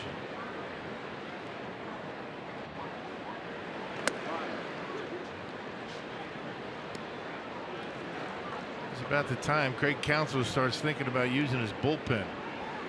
You get into the 5th inning. 3rd time through. Craig likes to try to avoid that with Brent Suter. This is the 4th batter, 3rd time through the lineup. On the ground, off the shin of Suter. Here's Arcia, can't handle it on the bare hand. And that'll be an infield hit. Back-to-back hits by the 2 Eddies, Rosario and Escobar, and now 2 on with 1 away, and they're going to check on Suter, who is trying to shoo away the athletic trainer Dave Yeager. That ball doesn't hit him. That's an easy out. You can see where VR is standing right behind second base. Hit him right in the foot. And now the Twins have something going with 1 out. Well, you got a left-handed hitter coming up now in Kepler. And then the switch hitter Grossman with Jeremy Jeffress, who has been out the last few days with a tight neck. He's back and healthy, and he'll be next up for the Brewers. So you figure Suter has 1 hitter for sure, the lefty Kepler. And then a switch hitter coming up. It doesn't really matter with Jeffress. I mean, he's equally good against lefties and righties. Kepler has the hardest hit ball of the night for the Twins when he lined one off the fence in right field. Almost hit one out. Missed it by a couple of feet. 1st and 3rd, 1 away. In the dirt, Pena with a good block.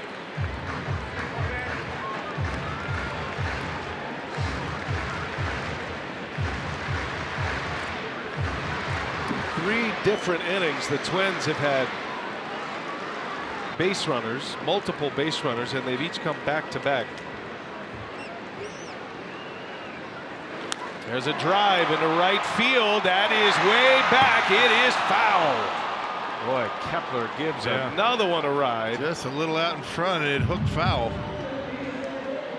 That would have changed the game quickly. Instead, it's a long, loud strike, and it's 1-1. And the lefties have been getting some pretty good swings against Suter tonight. And this one just does hook foul. Didn't have the distance to get out of here, but probably would have emptied the bases.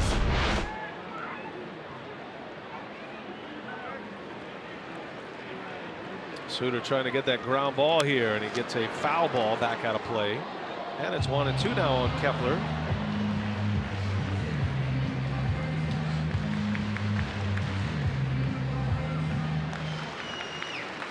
Suter making his 10th appearance of the year. This is start number 8 and has been his best this year.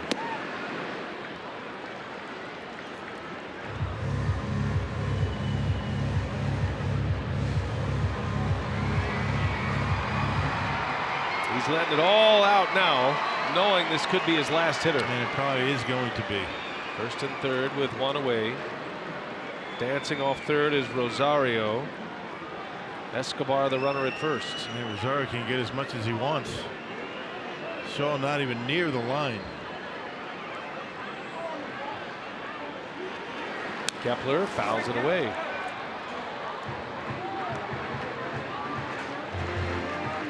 A foul ball machine. He can really rip through a pitch count for a pitcher. He and Mauer, they give you some long at-bats. Remember, Mauer's out of the game. That changes the look of the top of that order. 2-2 pitch. Kepler takes one inside. Yeah, trying to shoot the inside, and I think he had him looking away. If he catches a corner with it, he's got him.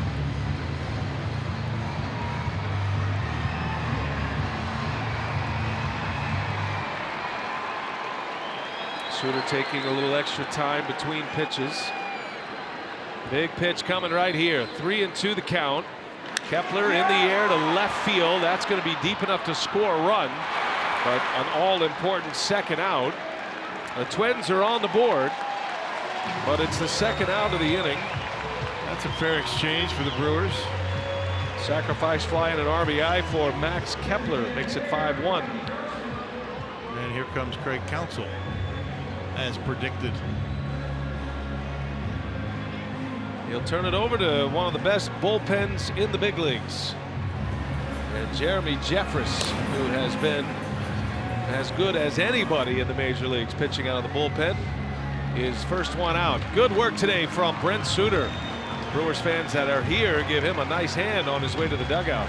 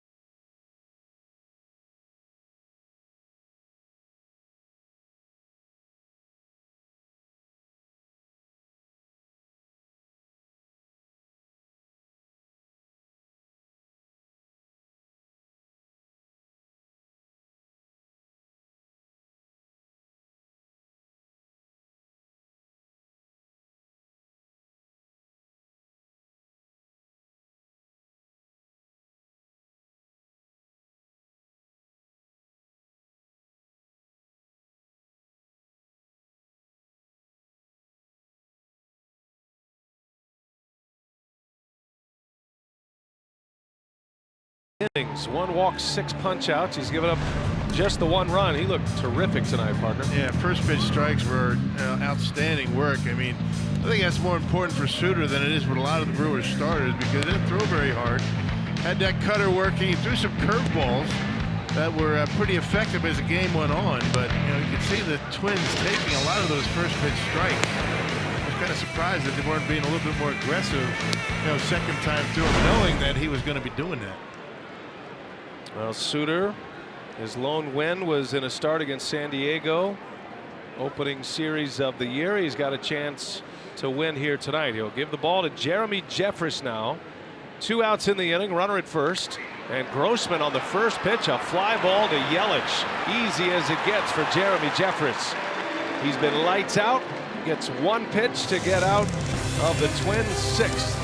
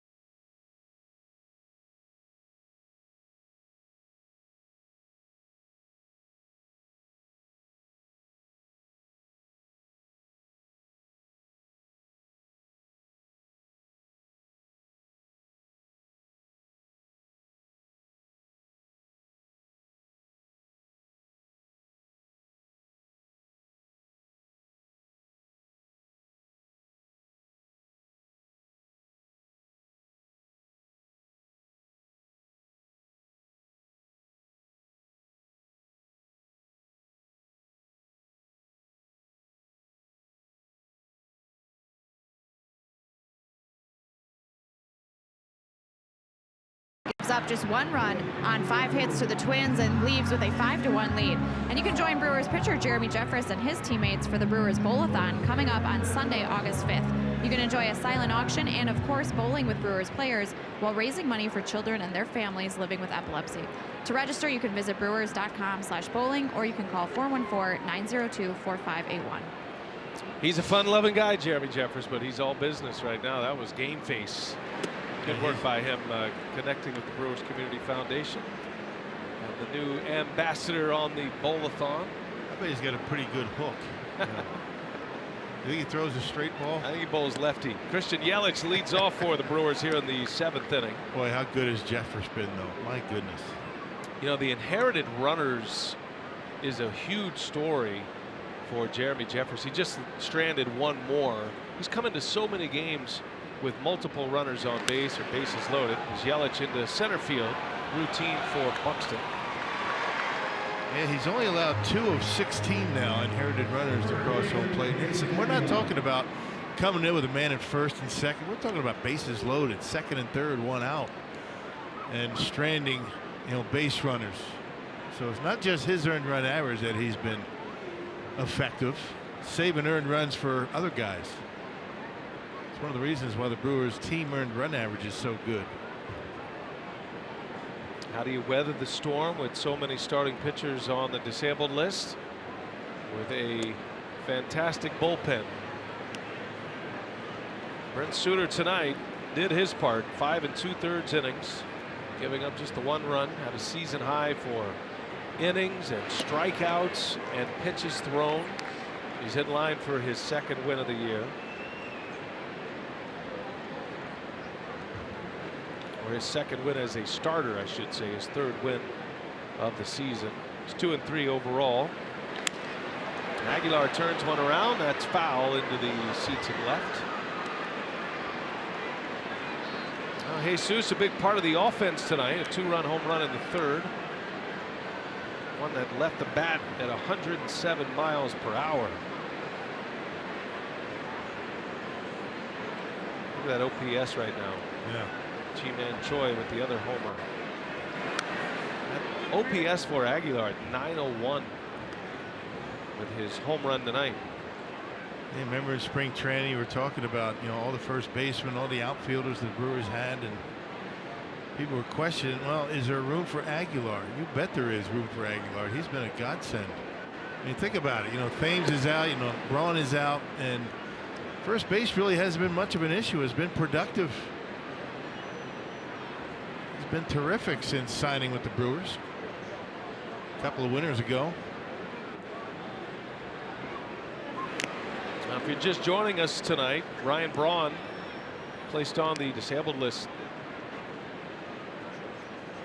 retroactive 3 days back the last time he played, so he's out with a mid-back tightness, I guess is the official way to say that. Yeah, it started in Colorado. I think it was a night game, I think Saturday game in Colorado. Just wasn't feeling right. Aguilar sends one deep to left. It is hooking. It is a fair ball home run. It hit the foul pole. And Jesus Aguilar with his second home run of the game. 6-1 Milwaukee on Aguilar's 5th home run of the season and his 2nd of the night. Doesn't take him long to get out of the ballpark, does it, when he hits him? My goodness.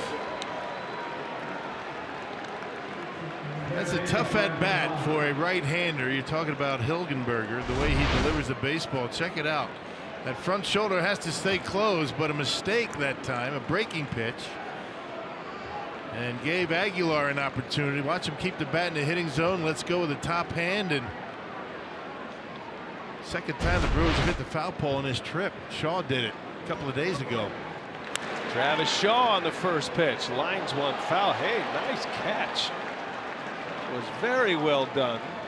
Of course, that is a Brewer fan who made that play. You wouldn't expect anything less.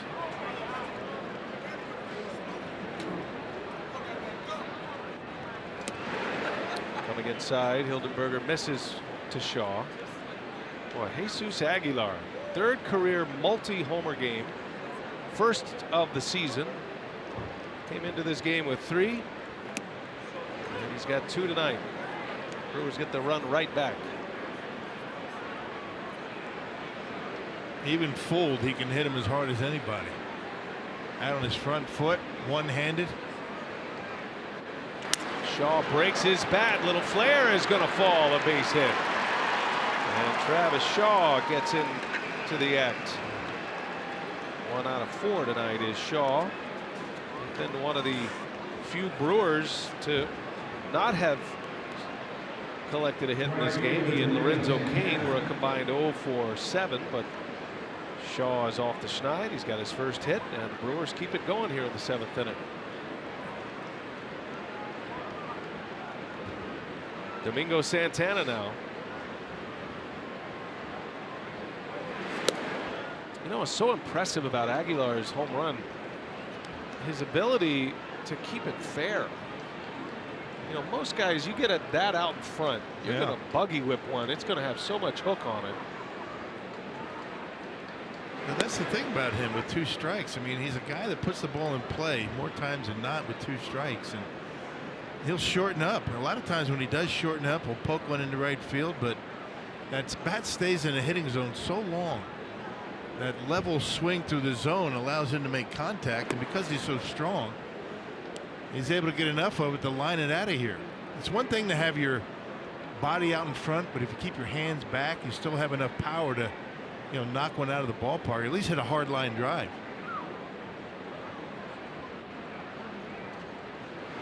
Santana, big swing and a miss. 2-2 now to Domingo.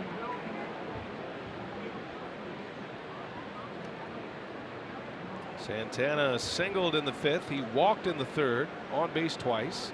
1 out of 2. Twins get a run in the bottom of the 6th. The Brewers get it right back in the 7th and lead 6-1. Santana swinging a foul. Count will stay at 2-2. Brewers continue to swing the bats on this road trip. Last 10 road games, the Brewers are 8-2 and averaging 5.5 runs per game. And then you add this one tonight, already 6 on the board as we play in the 7th. Trying to go to 9-2 in their last 11 road games, going back to that sweep in Chicago. Travis Shaw on the Powerball home run leaderboard, or tops the Powerball home run leaderboard. Aguilar now with 5 with his 2 tonight. So what you're saying is there was some good that came out of that sweep against the Cubs. Is that what you're saying? Some pruning had to be done. Right, right. You really, you know, in my gardening background, Rock, you really can't. You were good, weren't you? I was thinking about going pro at one point, actually. You've got to prune before you can get the flower. You know what I mean? Right. I'm just complimenting you on your positive thoughts. That's all. Just like Jack Handy. A swing and a miss, and Santana strikes out for the second out. And that's the first strikeout for Trevor Hildenberger, who came in last inning, got the last 2 outs. So 2 gone. That'll bring up Ji-Man Choi.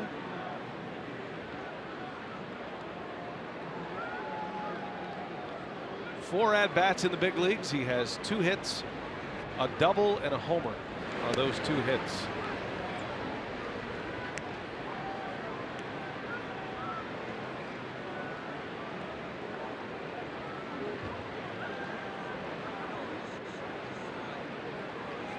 Choi is 1 out of 3. It just is really nice to see the depth that this organization has. I mean, everybody talks about depth in their organization, but you know, you think about the guys that the Brewers have called up this year and the impact that they've been able to have on his team and help him win. Just about everybody. Look at Saladino, the way he's been able to come on since he's been called up. Yeah, compared to where his season started with the White Sox, and his career in a little bit of flux, not knowing if he was going to, certainly not thinking he'd be in the big leagues this quickly.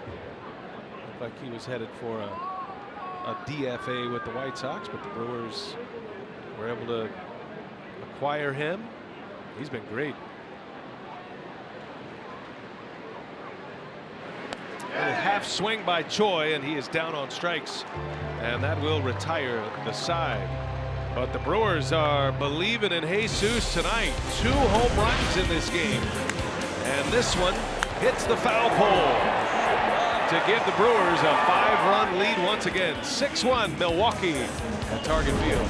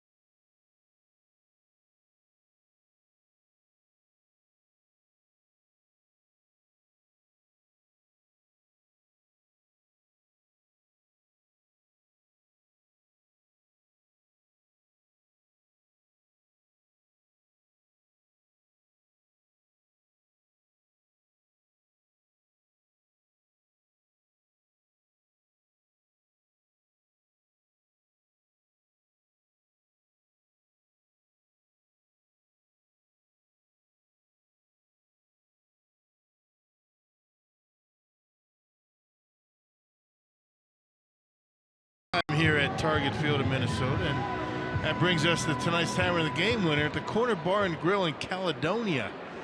If they call the Brewers by 10 o'clock tomorrow morning, they get 40 tickets to a Friday night game in the Miller Lite Beer Pen. This offer courtesy of the Tavern League of Wisconsin and Miller Lite. Well, here we go to the bottom of the 7th. And the Twins coming up. Bottom of the order for Minnesota. Byron Buxton will start it. Ere Adrianza, then Bobby Wilson, as now Jeffries will start a clean inning after he got out of an inning with a man on in the 6th. He threw 1 pitch, got a fly ball to left off the bat of Robbie Grossman. And that closed the book on Brent Suter 5 2/3 innings, 1 run for Suter tonight. There's a high pop up in the infield. And Arcia will make the catch. Out number 1. Well, you knew he was going to be underneath that. And I'm surprised you let Travis catch that one earlier in the game. Shortstop's a quarterback. He makes the calls. He actually pushed Travis away from a pop-up earlier this year. Reminds me of Elvis Andrews and Adrian Beltre, Rangers.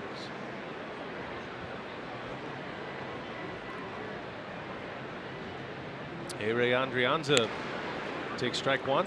Switch hitter turns around, hits left-handed against Jeffress.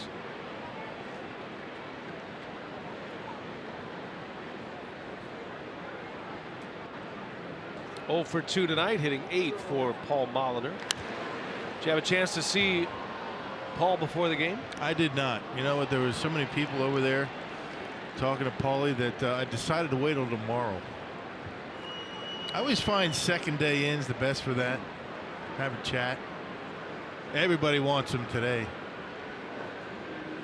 That's kind of the veteran in me. Yeah, Kind of know that kind of stuff. I like that. I like to go in like the 3rd week. There's a strikeout as Jeffress punches out Adrianza for out number 2. He's done a great job here. You know, after that 103 loss season of 2016, I thought, you know, his job was in a little bit of jeopardy. I wasn't sure he was going to be allowed to continue this process here in Minnesota, but he did, and he was. And they turned it around into 85 wins last year and made it into the postseason. Great job a year ago. You're right. Very happy for him. A Minnesota native, St. Paul, Minnesota.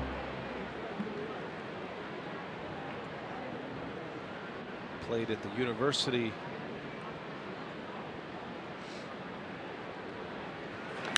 There's a ground ball through and a base hit for Wilson. Single to right. First hit off Jeffress in his 4th batter faced. Hey, the mayor of Ding Dong City has mandated that all fans who attend the Brewers game against the Mets on Sunday, May 27th, must have a one-of-a-kind Travis Shaw Mayor of Ding Dong City bobblehead, courtesy of U.S. Cellular.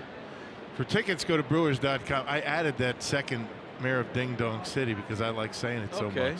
Yeah. Well, that's, you have the authority. You're the one who's You've been watching the card. broadcast. That's kind of one of my favorite all-time. Oh, sure. Promos. You've been watching every night, right? Absolutely, absolutely. Have it on the Back in the swing. Fox Sports Go app right there next to Kevin McHale.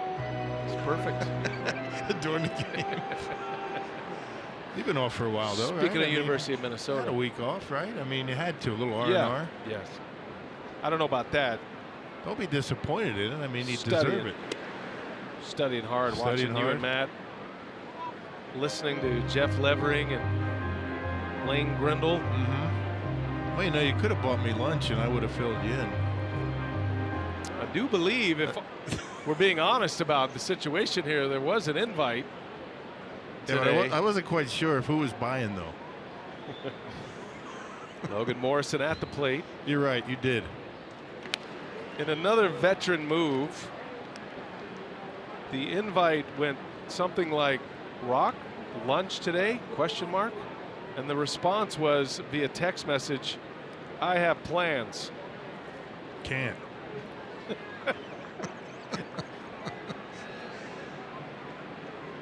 I don't think he did have plans. I did. You know, my wife Kate, she's from around here. Family, friends. Pitch is outside to Morrison. I think half of St. Paul was in our booth earlier. I think it goes into the second day scenario also plays. Right. You've been ignoring me all day, and then second day we'll reconvene. Yeah, right. I mean, everybody coming up to you, asking about the NBA. And good job, by the way. Thank you, man. It was a lot of fun. Missed you, though. Been some good baseball being played in Milwaukee and on the road. It's been fun. That's been great following the team.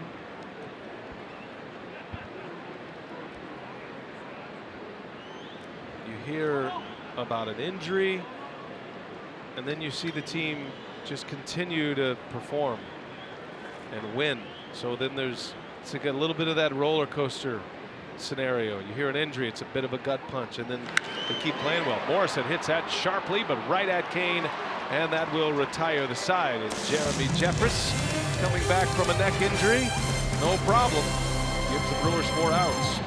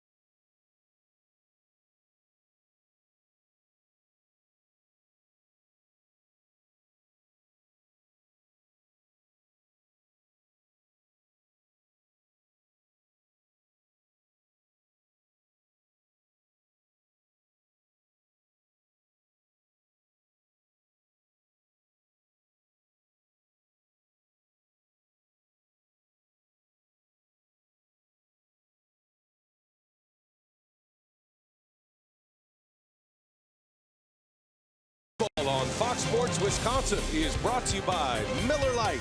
Great taste and only 96 calories. And by Toyota. Let's go places. Good night at the ballpark as the road trip continues for the Brewers. They continue to play well, leading at 6-1 over the Twins. The border battle.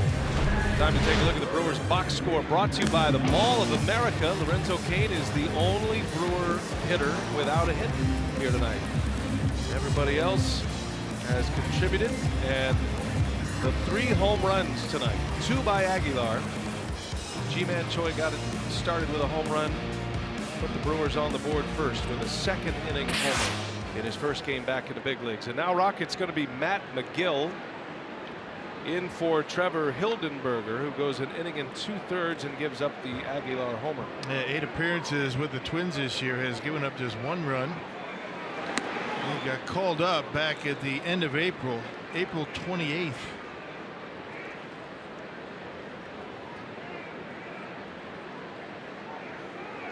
The 5-run lead does allow Craig Counsell a little bit of flexibility in his bullpen.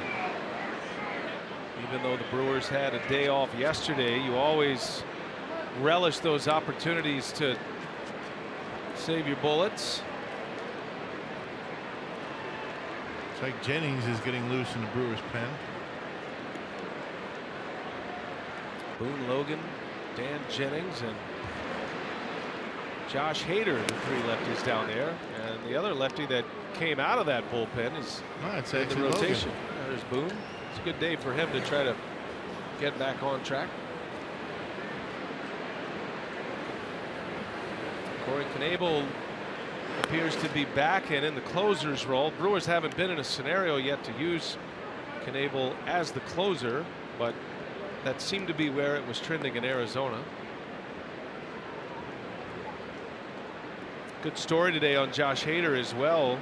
Bob Nightingale of USA Today writing a very interesting piece on Josh Hader and revealing the fact that Hader has made it a goal.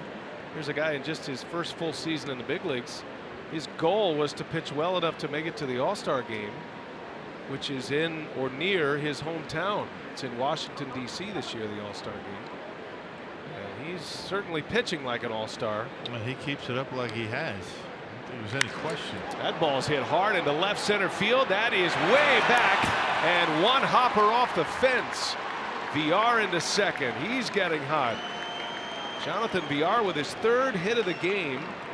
2 singles and now a double, and the Brewers have a lead man on in the 8th. You know, and a lot of it's coming just like that to the opposite field. His 2 homers this year have come to left field. Now check this out. I mean, fastball up, out over the plate. Didn't try and pull it. He's just staying back really well right now. Just confident, throwing his hands at the baseball, and that ball finds a gap out in left center. And once again, you know, it's kind of like a broken record, but it's a big deal. Bottom of the order. Well, they've been great again tonight as Manny Pena takes a ball. Bottom of the order has 6 hits. And 3 by VR. And that home run from G-Man Choi. Pena's got a single. And Arcia had a key setup double in the 3rd. Yeah, we're calling the bottom of the order 6 through 9 as a definition. You know, 1 through 5 certainly not considered anywhere. You know, 5th hitter, no. 6th hitter really not the bottom, but that's where we're going to start, and they have been terrific. 1 ball, 1 strike on the Brewer catcher. Fly ball into right field. Back is Kepler. VR's going to tag, and he'll make it easily to 3rd. It's a fly ball out, but VR advancing to 3rd base with 1 away. Gives the Brewers another chance to score here in the 8th.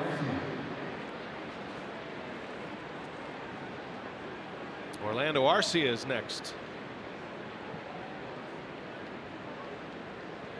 The Brewers started the day a half game behind the Pirates. Pirates lost tonight at home to San Diego. 3-2 was the final in that game. Eric Hosmer had a couple of hits. Tyson Ross got the win. He pitched well. He outpitched Ivan Nova. Pirates a big surprise this year so far. Yeah, they're playing great. They are playing better than expected. Feels a lot like what the Brewers did last year. Pirates. A lot of their players not happy about Garrett Cole and Andrew McCutchen getting traded. Upset about that. Arcia swing and a miss. Down he goes on strikes. Have to secure it at first. And there is out number 2. They're playing well. Josh Harrison's been on the disabled list as well. He's coming back soon. And the Pirates brought up their #1 prospect today, Austin Meadows, who was a 1st rounder, I think back in 2013 or 14. But Meadows started in center field today. That was one of the reasons they were willing to part with McCutchen. He had 2 hits today in his major league debut. Did Meadows. I'm sure the Brewers are going to see plenty of him.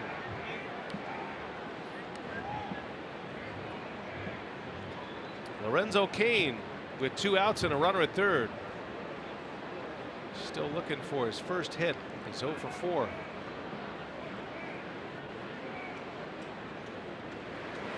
And Cain down the right field line, slicing. It is down, and it is fair. It'll be a double for Cain. VR is in, and it is 7-1 Milwaukee. And now every Brewer regular has a base hit in this game tonight. There you go. Looked like he basically hit the chalk line down the right field line. Just kind of muscled it down there. Brewers offense feeling good today. 7 runs, 12 hits. RBI double for Lorenzo Cain, making this a long night for the Hall of Famer Paul Molitor. Here is Christian Yelich, who drove in a run in the 3rd with a single.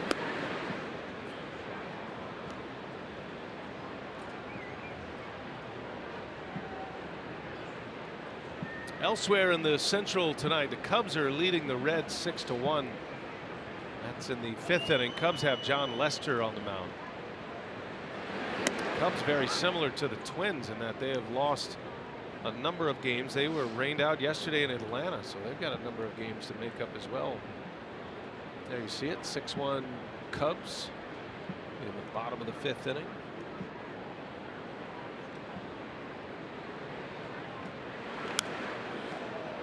St. Louis is home tonight against Philly. The surprising Phillies behind Gabe Kapler, the former Brewer. All right. Phillies are 9 games over 500. That's a scoreless game, by the way, in the third. The Phillies and the Cardinals in St. Louis. There's a ground ball through, base hit. And Cain's going to turn and head home. The throw to the plate, one hop, and the tag is in time. Cain is thrown out as Eddie Rosario cuts him down to end the inning.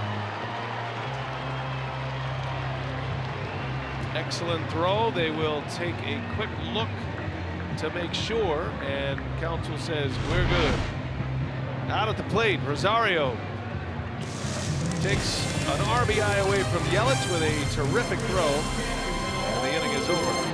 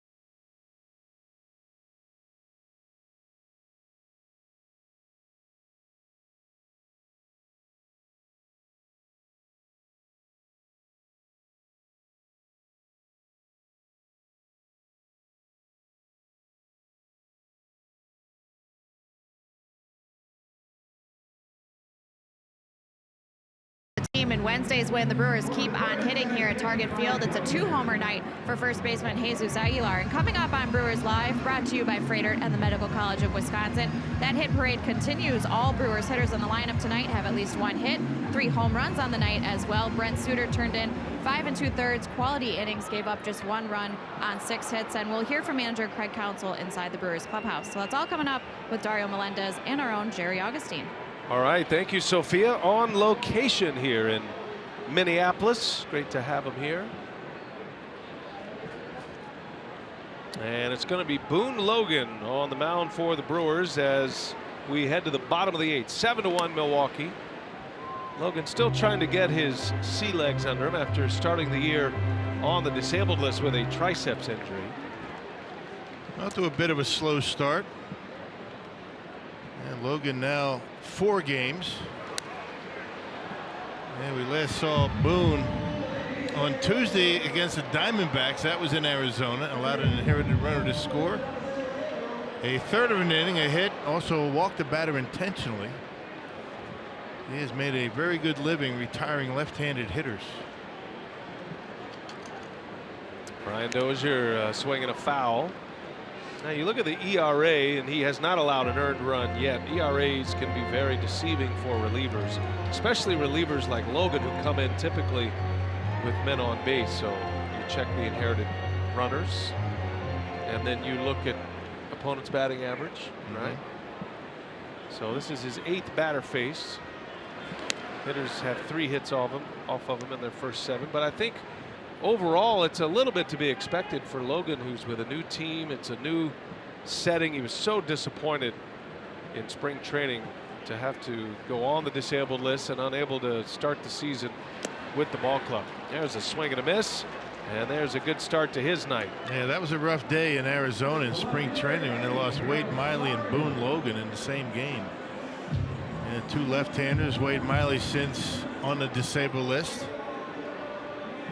And Logan back. Logan, not a guy that's going to throw a full inning very often. You might see that here. You know, Counsell has been eager to get him in a situation like this. A little bit lower pressure opportunity and the ability to start an inning clean, and he's going to be a valuable piece to the bullpen. Logan, he's still a hard thrower from the left side, and when he's on his game, when he's got his A game, he's as tough as it gets on lefties. He's got a huge breaking ball and real good command when he's on. I mean, that slider's a plus pitch against lefties.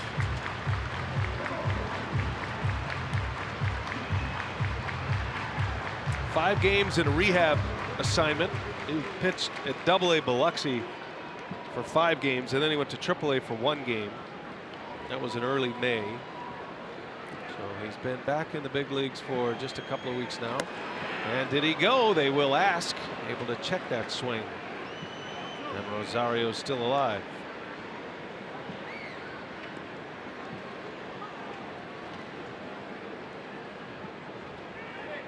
Could be a 2-year deal for Logan. The Brewers signed him to a 1-year contract for this year, but they have an option. The team has an option for next year. Fly ball to left. Back is Yelich, just in front of the wall for out number 2. And Rosario retired. They put good wood on that pitch. Hey, you'll never miss a second of the action with MLB.TV Premium. Enjoy HD streams of all out-of-market games on over 400 different devices. Plus, get a free MLB.com at-bat premium subscription when you sign up. 7-1 Brewers here in Minnesota tonight. First game of the year at Target Field. Brewers looking to snap a 5-game losing streak against the Twins. Now the Twins have been tough on the Brewers during this stretch. Not just the 5-game losing streak against Minnesota, but Minnesota's won 6 of the last 8 against the Brewers as well. There's a ground ball through, a base hit. Hard hit ball by Escobar. And a 2-out single. That's his 3rd hit of the night.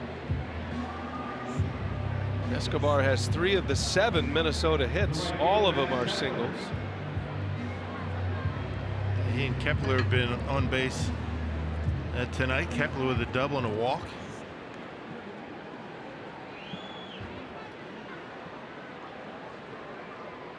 Kepler has been just a few feet from a couple of extra base hits. He has pounded a couple off that wall. Almost had a home run his first time up in the 2nd inning.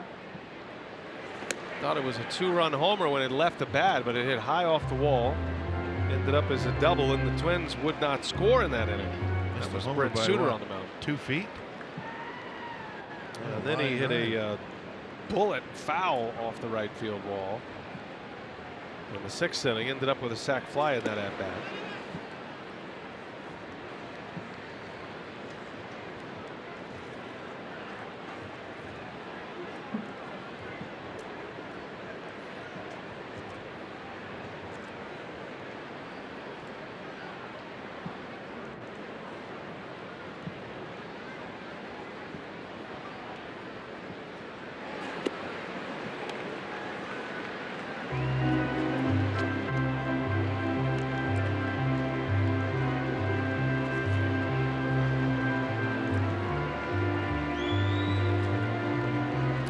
Addressing their bullpen needs this offseason. Made the 2 headline acquisitions of Kane and Yelich, and then quietly trying to bolster that pen. All-star closer Corey Knebel as the centerpiece, and Josh Hader, what he showed last year. So made a deal to get Matt Albers here, a 2-year deal, and then Boone Logan, the other free agent acquisition.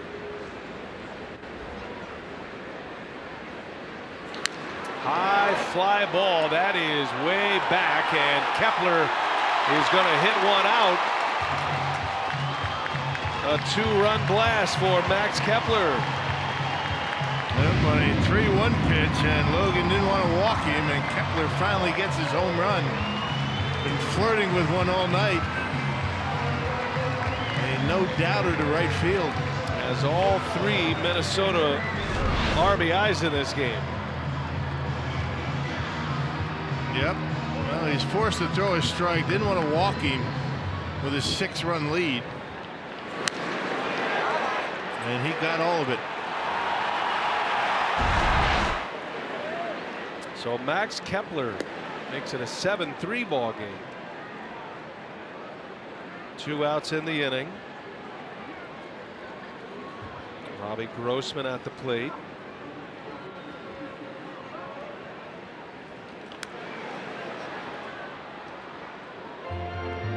Gets Corey Knebel active in the bullpen. This might have been a night he'd have pitched anyway. Yeah, right? he's due to pitch. It's been a while for Corey. Last time he was on the mound was Sunday against the Rockies. Yeah, he probably was slated to pitch anyway, regardless of the situation. Same with Jeremy Jeffress. Although Jeffress has been out with a tight neck. Important for him to get some innings tonight as well. Jeremy did a good job, had an inning and a third. No runs allowed. There's a fly ball into center, and that'll retire the side. A 2-run home run by Kepler tightens this one up, but it's 7-3. Brewers in control as we head to the 9th.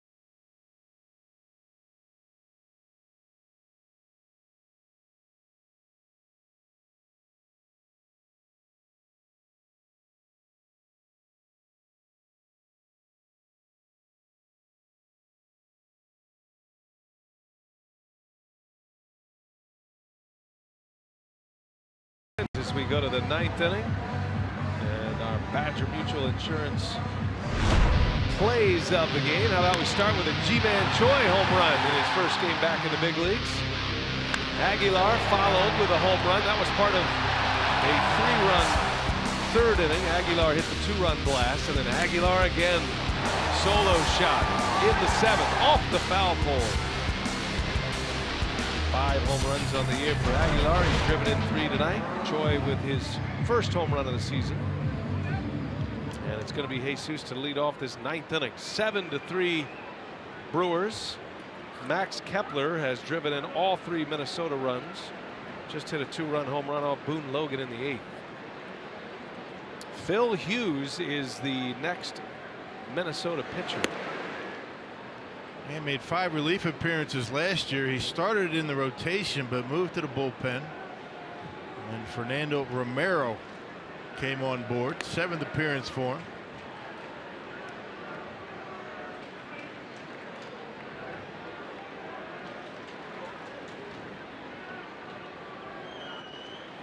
Aguilar, a liner to left. That's down for a base hit.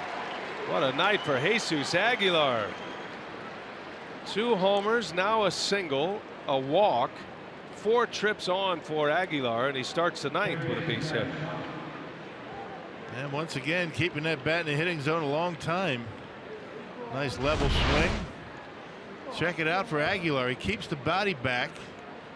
It's kind of the way he does it. I mean, makes contact, then lets go with the top hand, keeping that bat level, keeping it in the zone a little bit longer.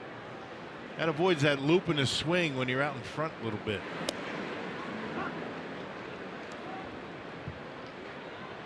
Travis Shaw, who has a hit tonight, singled his last time up. 1 out of 4.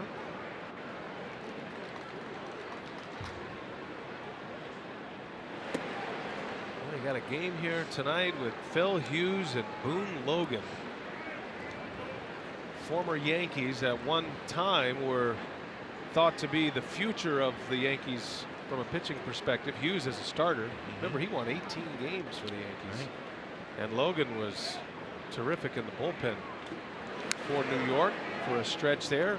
Logan actually led the majors in games pitched in 2012. And here they are matching up in the central divisions of their respective leagues now. Phil Hughes in his 5th year now in Minnesota.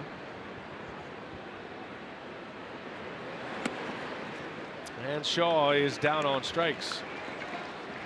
So Travis Shaw is the first out. And pulled his string on Chavez, had him out in front. Pretty good pitch.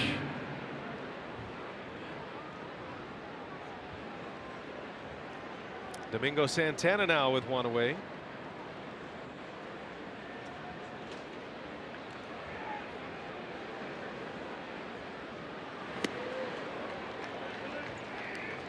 Santana tonight on twice.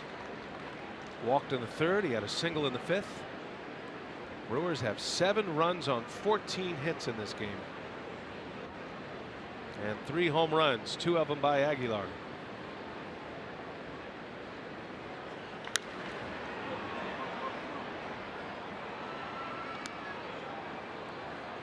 Still waiting for one of those opposite field home runs by Domingo Santana. He hit so many of them toward right field, the right field side of center last year. Starting to go that direction, but not for power. Not yet. There's a drive into left center field, and that's going to get to the wall. Aguilar on his horse. He'll go to 3rd. Stop there. It's a double for Santana as he drives one into left center. And a 2-hit game for Domingo Santana. 15 hits now for the Brewers. Well, he's got such quick hands. I mean, he just waits back. He stands there pretty much straight up, and just check it out. That back is through the hitting zone like a flash. A slider, a mistake, stayed on the inner half of the plate, and Santana made him pay. Boy, those are quick hands. You know, you can just see the contact that he makes. He's hitting the middle to the top of the baseball right now. There's going to be a moment here at some point where he's going to start to hit under that baseball, and you're going to see some balls fly out. Choi will be walked intentionally to load the bases. Paul Mauldler trying to set up that double play. And here comes Jonathan Villar.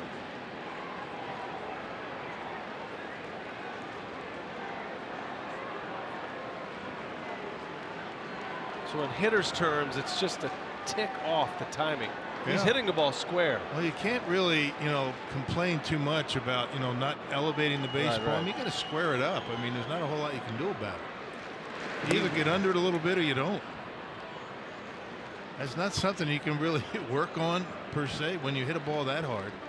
That's what the top spin liners are talking about. At some point you get under them a little bit, maybe you level off, and that launch angle, really lends itself to top spins a lot when you get on top of that baseball. For a guy who hit 30 homers last year, Santana probably feeling like he's being left behind right now in the home run category, but kind of get a sense that there's a wave coming for Santana because he's really squaring up the baseball right now. As VR pulls it foul. Well, the Twins have the infield in. Probably not going to turn the conventional double play. It'll be tough to do that with VR anyway, especially batting from the left side. If they can, they're going to go home to first. One ball, one strike.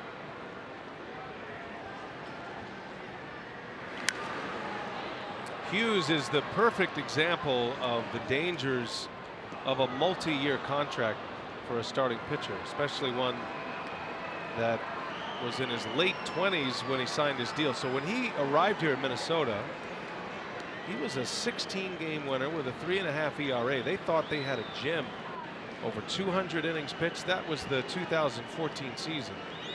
Then he became a free agent, and the Twins signed him to a 5-year deal. VR in the air to center field.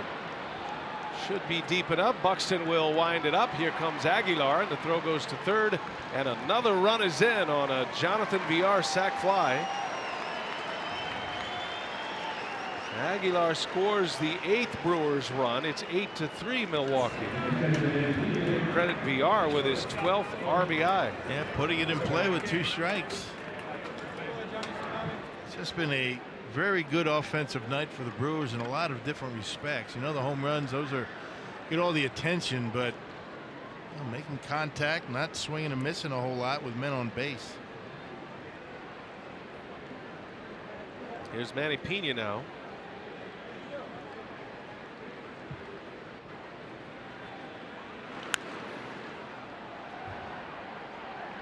You know, you make those deals and you're hopeful that a pitcher who's logged as many innings as Hughes, and they thought he had found something again because he had lost it in New York, found it again in Minnesota, got the deal. He still has another year left on his contract. That's a contract that runs through next season. Yeah, it is. It's kind of a roll of the dice when you sign a starting pitcher that's getting a little bit up there in age to those multi-year deals. You never know what can happen to a pitcher, position player for that matter, anybody. Pena flicks one into right field. Long run for Kepler. And that's going to end up in the seats. Yeah, it's an imperfect science for sure. It's hard to know. I mean, you know, you think about a guy like Justin Verlander. Watching him in Detroit, you're thinking this is kind of coming to the end. He's reinventing himself now, and boom, he found something, right? You got to be smart, right? If you don't have the same stuff that you used to, you got to figure it out. He's the best pitcher in the game right now at this moment. The way he's going, that Astros rotation is as good as it gets. Could be historically good by the end of the year.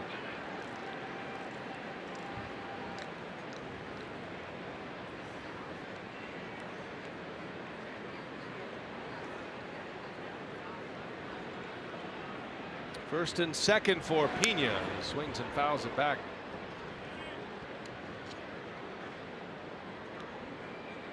As good as the Astros are, they've only won 2 more games than the Brewers. That's how good the Brewers have been so far. One of the interesting notes on the Brewers and their record, they win tonight, they'll be 15-1 against teams under 500. There's a liner right to Escobar, and Pena robbed of a hit. You're supposed to take care of the lesser teams, but that's hard to come up with those numbers.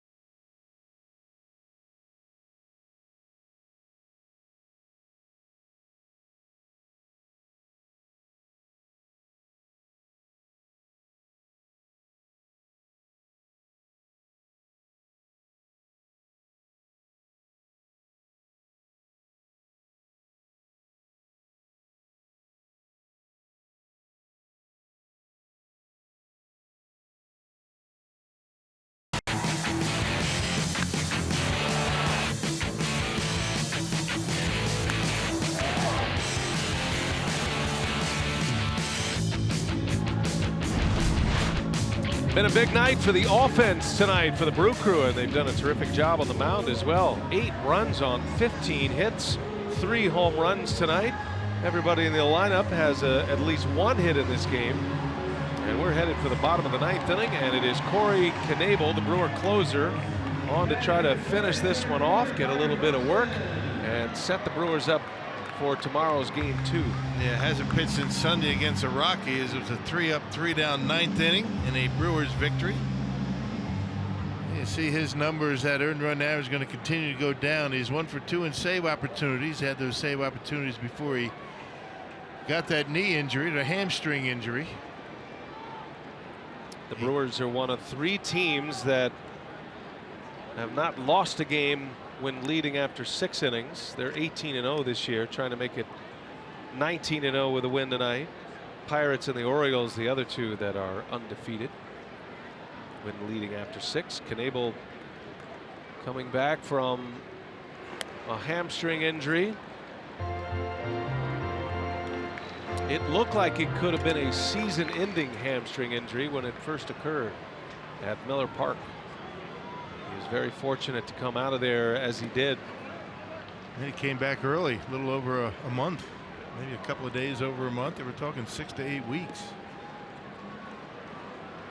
Byron Buxton leading off. Bottom of the order is coming up here in the 9th inning for the Twins. On the ground to Arcia. And Knebel retires his first batter. We'll do it again tomorrow night. Miller Lite, what's on tap? It is Freddie Peralta, second appearance after his masterpiece in his first big league game. Fernando Romero. What a pitching matchup we have tomorrow. These are 2 young studs going tomorrow. 5:30 airtime, 6:10 first pitch. What does Freddie do to back up that start in Colorado? Wow, that was something. Yeah.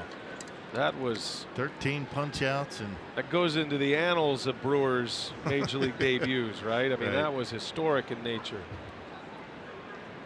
One of the youngest pitchers to make his major league debut at 21 years of age. Was the youngest since Giovanni Gallardo. That's how far back you have to go. Back in 07 when Gallardo made it to the big leagues. Freddie Peralta. And now he's had basically a week to think about being in the big leagues. And it'll be interesting to see how he fares tomorrow. Didn't have much time to think about his first major league start in Colorado. Yeah. You think about the luck the Brewers had, or I don't know if it's luck or just good planning, but you know, Chase Anderson comes up with the stomach thing. They had Suter of all people ready to go. He came back on short rest, and what kind of luck is it that Colorado Springs is in Colorado Springs while the Brewers are in Colorado when they need them? There's a called strike 3. Knebel with a strikeout of Adrianza for out number 2. Well, it was a special night for Freddie Peralta, a special day on Mother's Day, and the fact his family could be there, and Sophia just did a masterful job telling that story as well and translating that story as his family gets to see him pitch as a professional for the first time and rock just mostly fastballs. Right. A few breaking pitches for outs, but I mean, he hides it extremely well. We were told that he's going to have some strikeouts, but on the flip side of that, he can be a bit wild. He wasn't. He only walked 2. Impressive performance. Brewers an out away from picking up another win and jumping back into first place in the National League Central. Remember, the Pirates lost tonight, losing at home to San Diego. All smiles for Craig Counsell. These are the kind of games managers relish after all those grinder games. Not that it's over yet, but you feel good about an 8-3 lead. And they've really been able to separate themselves from the Twins from the early innings. That 3-run third inning made it 4-0. Suter pitched well, 5 2/3, his best outing of the year, giving up just 1 run. And there's a swing and a miss, and there's your ball game. The Brewers win. Knebel finishes it off. Jesus Aguilar with a big day. And Craig Counsell and the crew shaking hands once again. The Brewers improved to 27-18. 9 games over as they bang out 15 hits tonight, scoring 8 runs, home runs from Aguilar, who had a multi-homer game, and Ji-Man Choi. And they just won their 17th road game, 17-9, and guaranteed a winning road trip on this long 10-game swing. And the Brewers have really done well in this stretch of 19 of 24 on the road. So the Brewers go to 6-2 on the road. That sets us up for Brewers Live with Dario Melendez. He's standing by. Take it away, Dario. Thanks, BA. What a nice welcome back from Brian Anderson. Well, the Brewers picking up their 6th win of this road trip. Coming up on Brewers Live, we'll take a look at this hit parade.